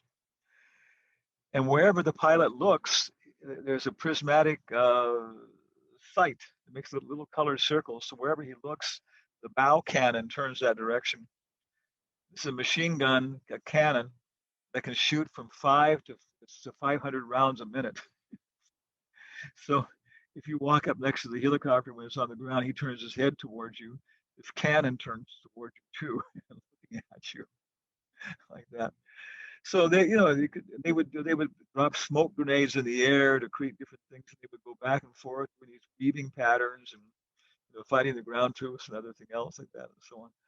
So you really get a taste of what it was like, with this chariot fighting and these warriors and Karna and Radeya and Konteya fighting. But the monkeys didn't have any of these things. The monkeys were throwing rocks. We had the Bhakti-Vedanta Institute. We were trying to preach against the scientific community, the Bhakti-Vedanta Institute. We were on the Berkeley campus. I was taking Sri Damodar Maharaj and the devotees for a little, refreshing walk around the campus. It was so beautiful. We came to the bell tower, which Prabhupada mentioned one time in one morning walk. He was talking about it, maybe like 6 stories tall. And all it was on the top were many, many, many little bells. And they would play them at different times during the day. And you could hear them all over the campus. And all there was one elevator, just went straight up and straight down. And that time it was 25 cents for the elevator, which would probably be $1 now. And so we asked the guy how many people a day were going up. Okay. And we calculated, and the amount of money they made from that one bell tower on one campus of the University of California was more than the entire budget we had for 1 year for the Bhakti-Vedanta Institute. One little stupid touristic bell tower. And so we were seeing how ridiculous it was for the Bhakti-Vedanta Institute, Srila Prabhupada's vehicle for defeating the material scientists. But this is what it says. Because they are condemned by Mother Sita. They're condemned by the earth. They are raping the earth. This goes on like that. You can go into this. I mean, in a very graphic sense, as the earth is being raped, extorted, terrible, what's going on, And so the earth herself condemns these scientists who do these things and give these tools. And because of that, even though we were just throwing rocks, we're giving some little preaching, we're doing our best. We can give this example from Ram Lila that it's going to work. We're going to knock down these big dudes. Okay, that's my out of Ram Lila. 21. Thereafter, when Ravana, the king of the Rakshasas, observed that his soldiers had been lost, he became extremely angry. Then he mounted his airplane, which was decorated with flowers, and proceeded to Lord Ramachandran, who sat on the effulgent chariot brought by Matali, chariot driver of Indra. So it didn't have any chariots. Demigods contributed. So, but before this, before he sent out Indrajit was killed by Lakshman. Who else did he send out? Who's the other big guy he sent out? The big gun Ravana sent out before he faced Ram directly. Kumbhakarna. Kumbhakarna. How many eyes did Kumbhakarna have? 2 eyes. It says he described him as a cyclops, 1 eye. The Ramayana said he was the most horrible monster to ever walk the earth. I guess I got time here. Anyway, he was 3 brothers, Vibhishana, Ravana, Kumbhakarna. Kumbhakarna would sleep most of the year. He'd gone to sleep, so Ravana couldn't use him. So he told everybody, "Go wake him up, wake him up." And they had, they were banging on him, biting him, kicking him, running, you know, running elephants across his chest, pouring water in his ears. Finally, he woke up, snoring. When the elephants, I think, caused a little tickling sensation, and he kind of woke up. And they told him, "Hey, he was so angry when he woke up. Waking up at Ramacharya, Ramacharya ashram. He was so angry, so upset. So to calm him down, they had big vats of raw sheep, I guess with the fur and everything else, and blood and fresh, and big vats of cognac, which is distilled wine. So he brandy. So he ate all the flesh and blood, good meal, and then chopped it up and then poured down the cognac to digest it. You cannot digest meat without alcohol. And he went off to see Ravana. What does Ravana want? And Ravana explained everything to him. And Kumbhakarna said, my dear little brother, you are a fool. You are a fool. He said, first, you kidnap the mother of the universe. Okay, that's your first thing you do, is kidnap the mother of the universe. Okay. And the second thing you do is you declare war on God. He said, this is stupid. So Ravana was a little bit depressed by this, but then Kumbhakarna was feeling like, what did I say to my kid brother? And he loved him. Jai Vijay, serve him like anything. Don't worry. Yeah, don't worry. I'll take care of it. I'll take care of it. But he had his doubts in his heart. Every single time, Jai Vijay, Hiranyakasipu, Hiranyaksha, Ram Lakshman, and I'm Lakshman, Ravana, Kumbhakarna, Shishupal, and Dantabhakra. And last time they were two brothers. You got it. Okay. And you see the same character. One of them is just a big gross guy who's kind of not all that vicious. The other guy is intelligent, who's out to enjoy a kind of a psychological sadism also. So he went out. His brother gave him a flower garland, gave him a necklace, and then when he went out, he had a big army to go with him. And he didn't go through the gate; he just stepped over the wall. And the monkeys were terrified. These big, powerful vanaras, gorillas. Some were so terrified they just started running away. Some just covered their eyes and urinated. It was just horrible coming out on the battlefield. So Ram asked Vibhishana, who is this? He explained. He said, probably you should tell the troops it's a big machine. So somehow or other, Hanuman was rallying the troops, but Kumbhakarna was smashing everybody. He was, picking them up like raisins and just chewing on them and everything else. It's a whole story, but finally then Ram killed him. And Ram was very respectful. He was such a great hero. He died like a proper death. And then, hearing his brother's death, his favorite son's death, his big leader's death, Ravana was filled finally with rage and came out. The first day he lost, and Ram said, "Go recover." The second day he came out again, more reinforced. Excuse me. Using very powerful weapons. And Ram said to Ravana, "You are the most abominable of the man-eaters. Indeed, you are like their stool. You represent a dog. Whereas a dog steals eatables from the kitchen in the absence of the householder. In my absence, you kidnap my wife, Sita Devi. Therefore, as Yamaraj punishes simple men, I shall also punish you. You are most abominable, sinful, and shameless." So we got to look for the Sanskrit here. You could use these Sanskrit insults. Today, therefore, I whose attempt never fails, shall punish you. Okay. Purport. Ravana was so sinful and shameful that he did not know what the results would be of kidnapping Mother Sita. Knowledge in science comes from rational empiricism. direct perception and manipulating it with logic, especially mathematics. That's serious. That's how they know, and they respect that. Everything else is inferior to that, as far as they're concerned.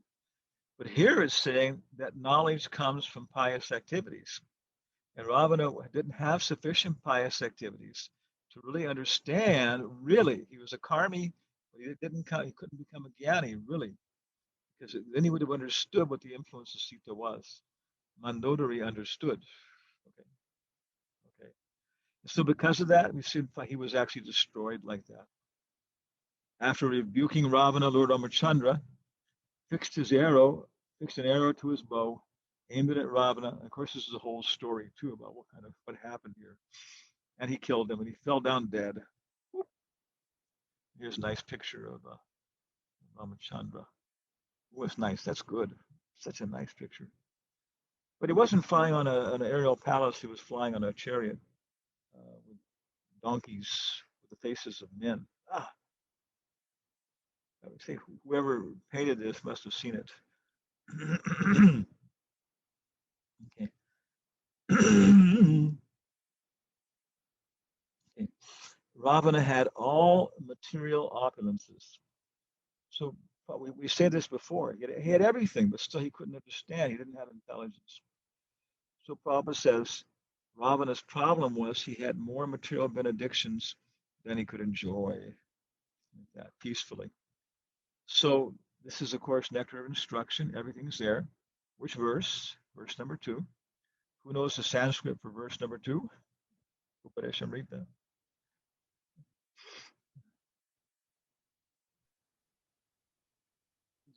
Nobody knows. Upadeshamrita. Atyahara prayasascha prajalpo niyamagraha jansangascha lolyamcha shadabhir bhakti vinashyati. Yeah. So achahara means over collecting, right? You know, and it's a result of loilam, because we become greedy for things. We let our mind start to develop greed. Okay, you have to catch the greed in a very young stage and not cultivate it. We see something and that's nice. Our mind's becoming involved. Oh yeah, I want to be enthusiastic. So we start to cultivate. You know, we start to see different kinds of sweets. In Bengal, we go to a Bengali milk sweet store. We start looking. Yeah. So loilam, we start developing this hankering. Okay, then from hankering, then we start to make the endeavor. Achahara prayashash. So it has to be endeavor to get this, over endeavor. So most of the purport is about this over collecting. You know, and Bhakti-Vedanta adds it to the point of having too many mystical powers. You shouldn't have too many mystical powers. You shouldn't know too much. You know, knowledge for any purpose other than service is also too much. You know, knowledge should be just the right amount for your service. There's unlimited knowledge in Krishna consciousness, but we need to adjust it in terms of what our service is. Okay. So that was his problem. He had too many material opulences, but in the end, they were all, Krishna relieved him of actually this, which is actually a nice thing. Okay, so here at verse 24, the meter leaves Vasant Tilak. I guess it goes to Anustub, I think what it's called. I'm learning this now. Chintamani prakarasadma sukalpavreka laksavritesu surabhira vipalayantam lakshmi sahasra satasam brahmasoyomonam govindamari purusham tamaham bhajami. So as I understand, that is Vasant Tilak, the ornament of spring. And Sarvadharmam Parityaja Mamekam Sharanam Vraja Anustub. So the meter leaves, and you should notice this, that when the meter changes, many times there's kind of a change in the pace, the view, the philosophy. So thereafter, okay, the meter change. Okay, it's all over. Thereafter, all the women whose husbands had fallen in the battle, headed by Mandodari, the wife of Ravana, came out of Lanka, crying, continuously crying. They approached the dead bodies of Ravana and the other Rakshasas. Okay, so let's look at our list of participants here. Which of the ladies can tell us about Mandodari? We'll start at the top. Hema Gopi Devidasi. What do you know about Mandodari? I'm sorry, Maharaj. I had my hand up for something, but I think she is the chief queen of Ravan, and she chose to marry him even though she had many suitors. And she is very chaste, and she instructed Ravan to give away Sita, otherwise it will become the cause of his downfall. So she, even though she is not supposed to, like, wife is not supposed to instruct, when she saw that he's doing something wrong, she actually pleaded with him to give Sita back. The story I heard, Ravana was traveling all over the universe in his chariot. He went down to the southern regions and picking up girls and tossing in the back of his Cadillac, Cadillac convertible, whatever. And they're all wailing and howling, you know. So when he came to Vishvakarma, the architect of the demigods, and yes, and his most beautiful, chaste, qualified daughter was Mandodari. So Ravana wanted her. You know? And then Vishvakarma said, no, you know, you can't take this, my girl, you know, whatever. She has many qualified boys. And then Mandodari ran out and said, Papa, you know, he's going to, you know, if you do this, he's going to kill you, and he's going to kill all my brothers, and he's going to take me anyway. So please give him in charity, and then, sir, if I become a chaste wife, then please let my family live. So that's what I heard. And she made many songs, but it wasn't voluntary, but it was voluntary for this purpose like that, for a kind of high purpose. She sacrificed, and then she took it as a fair deal. You did your part of the deal, okay? So I'll be your chaste wife then. She's we'll go ahead here. I think she'll be mentioned more now. So she came out crying. You know, this is a whole story too about sati, which we could also discuss. Striking their breasts in affliction because their husbands had been killed by the arrows of Lakshman. They embrace their respective husbands and cry piteously, their voices appealing to everyone. Oh my Lord, oh my Master, you epitomize trouble for others. Therefore you were called Ravana. But now you have been defeated. And we are also defeated, for without you the state of Lanka has been conquered by the enemy. To whom will it go for shelter? So everybody should know this. All Bhakti-Vedanta should know what the word Ravana means. Baba says it means one causes crying for others. And then we have, oh, greatly fortunate one, you came under the influence of lusty desires, and therefore you could not understand the influence of Mother Sita. Now, because of her curse, you have been reduced to this state, having been killed by Ramachandran. Purport, again, I think one of the most important purports, Sri Dharma. Not only was Mother Sita powerful, but any woman who follows in the footsteps of Mother Sita can also become similarly powerful. There are many instances of this in Vedic literature, many. Whenever we find a description of ideal chaste women, Mother Sita is always amongst them. Mandodari, the wife of Ravana, was also very chaste. So Draupadi was one of the 5 exalted chaste women. Okay, so we looked up then, and you on the internet, if you look at Wikipedia, it gives you Panchakanya. It says they are Ahalya, Draupadi, Kunti, Tara, who's the wife of Bali, no, and Mandodari. While Draupadi and Kunti are from Mahabharata, Ahalya, Tara, and Mandodari are from Ramayana. Some traditions replace Kunti with Sita. Here's an artist's conception of the 5 Kanukumaris. You know, they all look a little interesting picture. They all look the same. Yeah, got their hands in their hips. Yeah.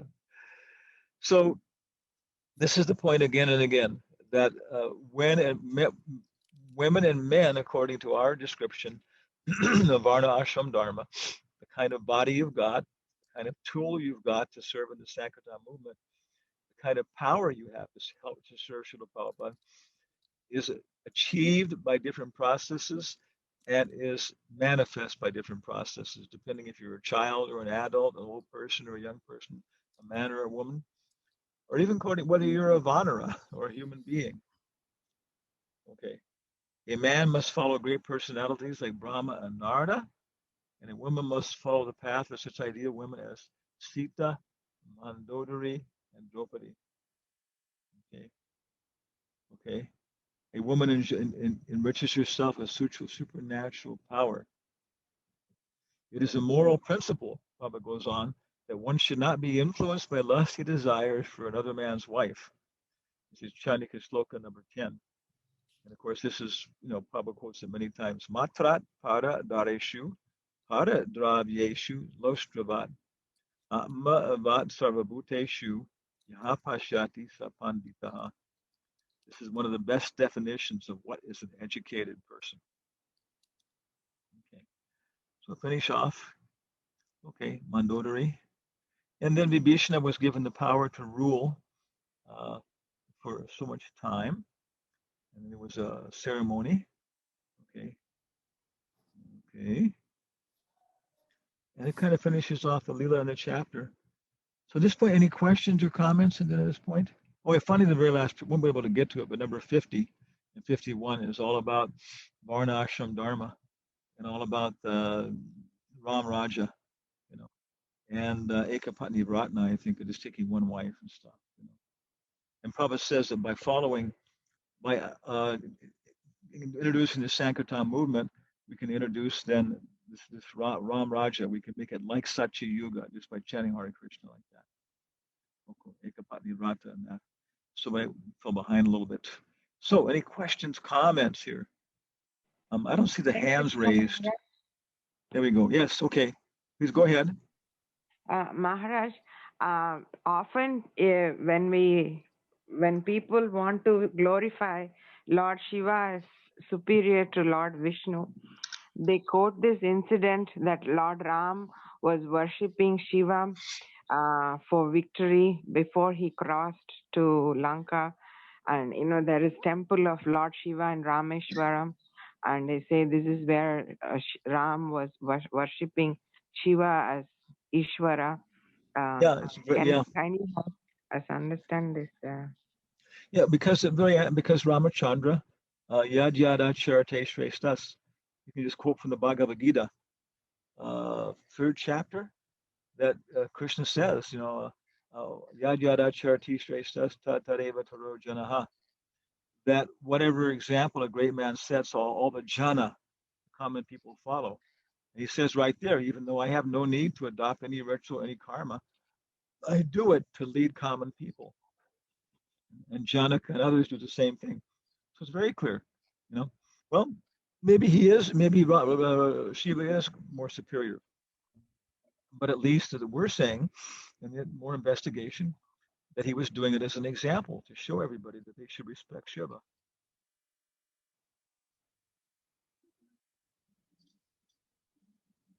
Okay, then we have Ananta Gora Sundar, hands up. Yes, sir. Maharaj, we heard the name, you told the name of Ahilya, but generally Ahilya we know was cursed by Gautam Rishi. I heard the name of Ansuya, so I had some confusion. Yeah. Different lists. I know Ahalya is an interesting case. She was cursed to become a stone, right? Yeah. Yes, Maharaj. Yeah. And then Ram put his foot on her and she became, that's why the two ages became reversed. Normally it's Satya, Dwapara, Treta, but she had to stay cursed until Ram appeared, so we changed the ages or something this time around, so she could get out of her curse. So I don't know more details. Prabhupada asked one devotee, "Do you like all the biographies in my purports?" And he said, "Yes, they're wonderful." And Prabhupada said, "Yes, I spent a long time in the library, So there are Puranic encyclopedias, which give cross references like that." Maharaj, Bhakti Nrsinga Swami, so my obeisances.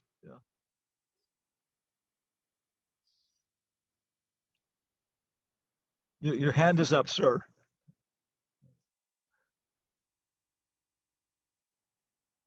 Okay. Bhakti Nrsinga Maharaj. You need to unmute yourself. Hare Krishna. Hare Krishna. Thank you very much for Ramayana Nectar Maharaj. It's your mercy. I'm No, simply I'm your servant. I'm a stringed instrument, and you're making me talk. Actually, you encouraged me to study Bhakti-Vedanta. I remember I met you in Mayapur. Oh, You were pressing this point that is important for sannyasis to do Bhakti-Vedanta, Bhakti-Vedanta, and then eventually I decided to commit myself. Yes. I heard that Jayapataka Maharaj is also doing it now. Oh, really? Yes. Thank you very much, Maharaj, for your inspiration. In text number 10, text number 10 of this chapter, it says that Lord Ramachandran followed the deer and finally killed it with sharp arrows, just as Lord Shiva killed Daksha. I was wondering, because in the fourth canto, Lord Shiva created another personality, Virabhadra. In which Leela did Lord Shiva kill Daksha himself? Well, it may be talking in a general sense that Ram killed the deer and Daksha killed Shiva, but maybe not talking about the details of which weapons they used. You know? Okay. But there should be more to it. There should be more depth, like you're saying. There should be some more depth to that analogy. You know. Okay. So I don't know why, just like Lord Shiva killed Daksha. So maybe the arrow that Ramachandran sent was actually a personified arrow, just like Shiva sent a person to kill Daksha. Yeah. Okay. Yeah. Thank you, Maharaj.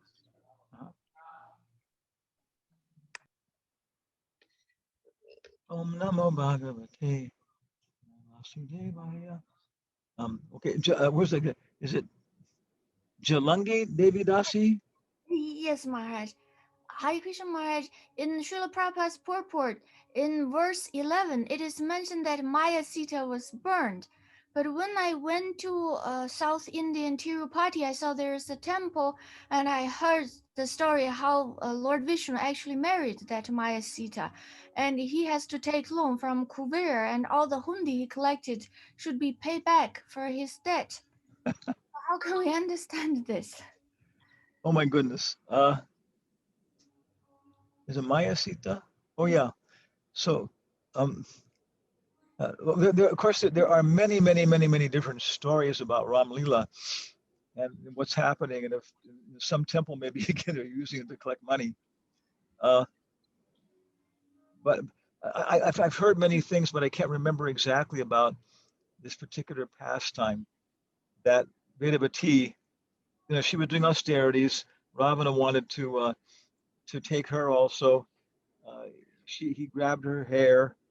She turned her hand into a sword and chopped her hair off.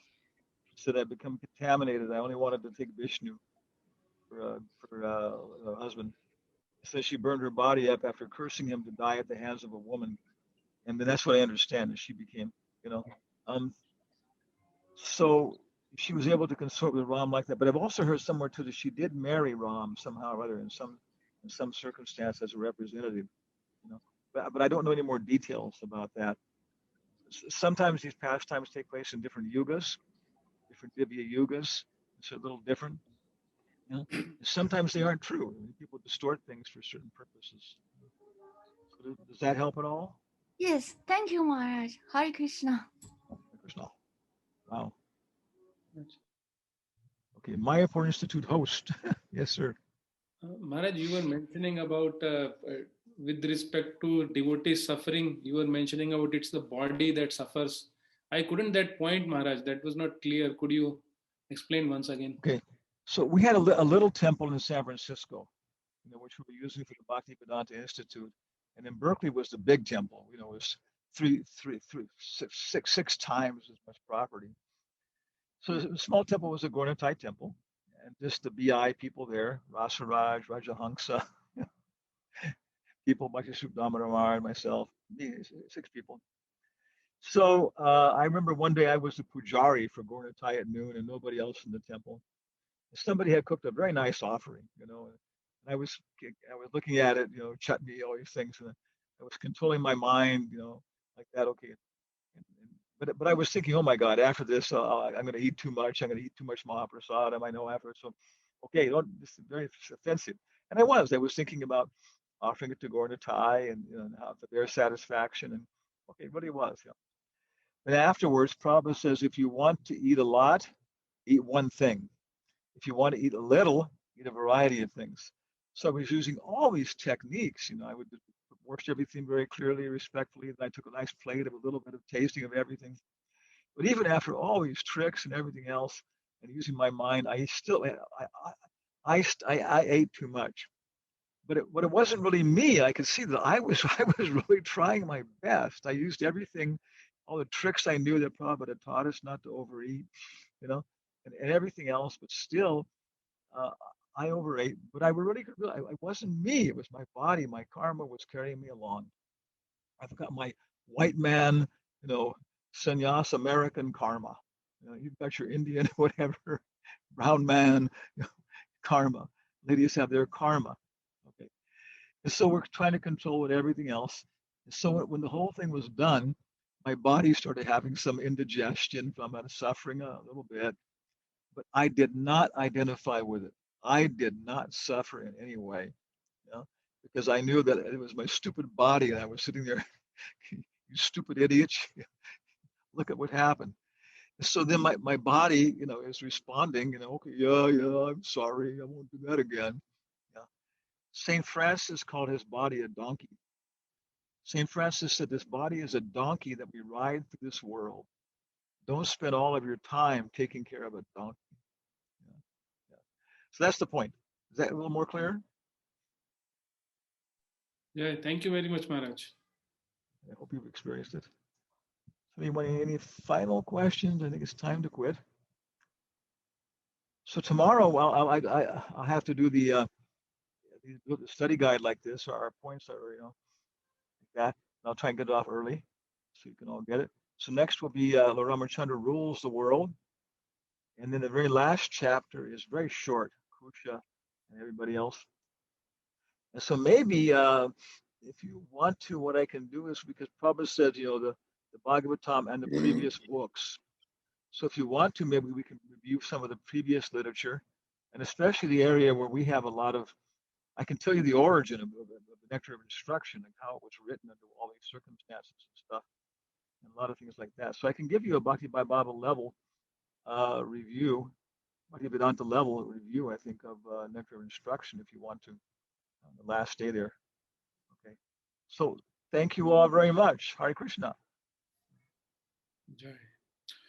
His Holiness Hanumat Prashak Swami Maharaj ki Jai. Jai. Thank you, Maharaj. Hare Krishna. Thank you, Maharaj. Thank you, Maharaj.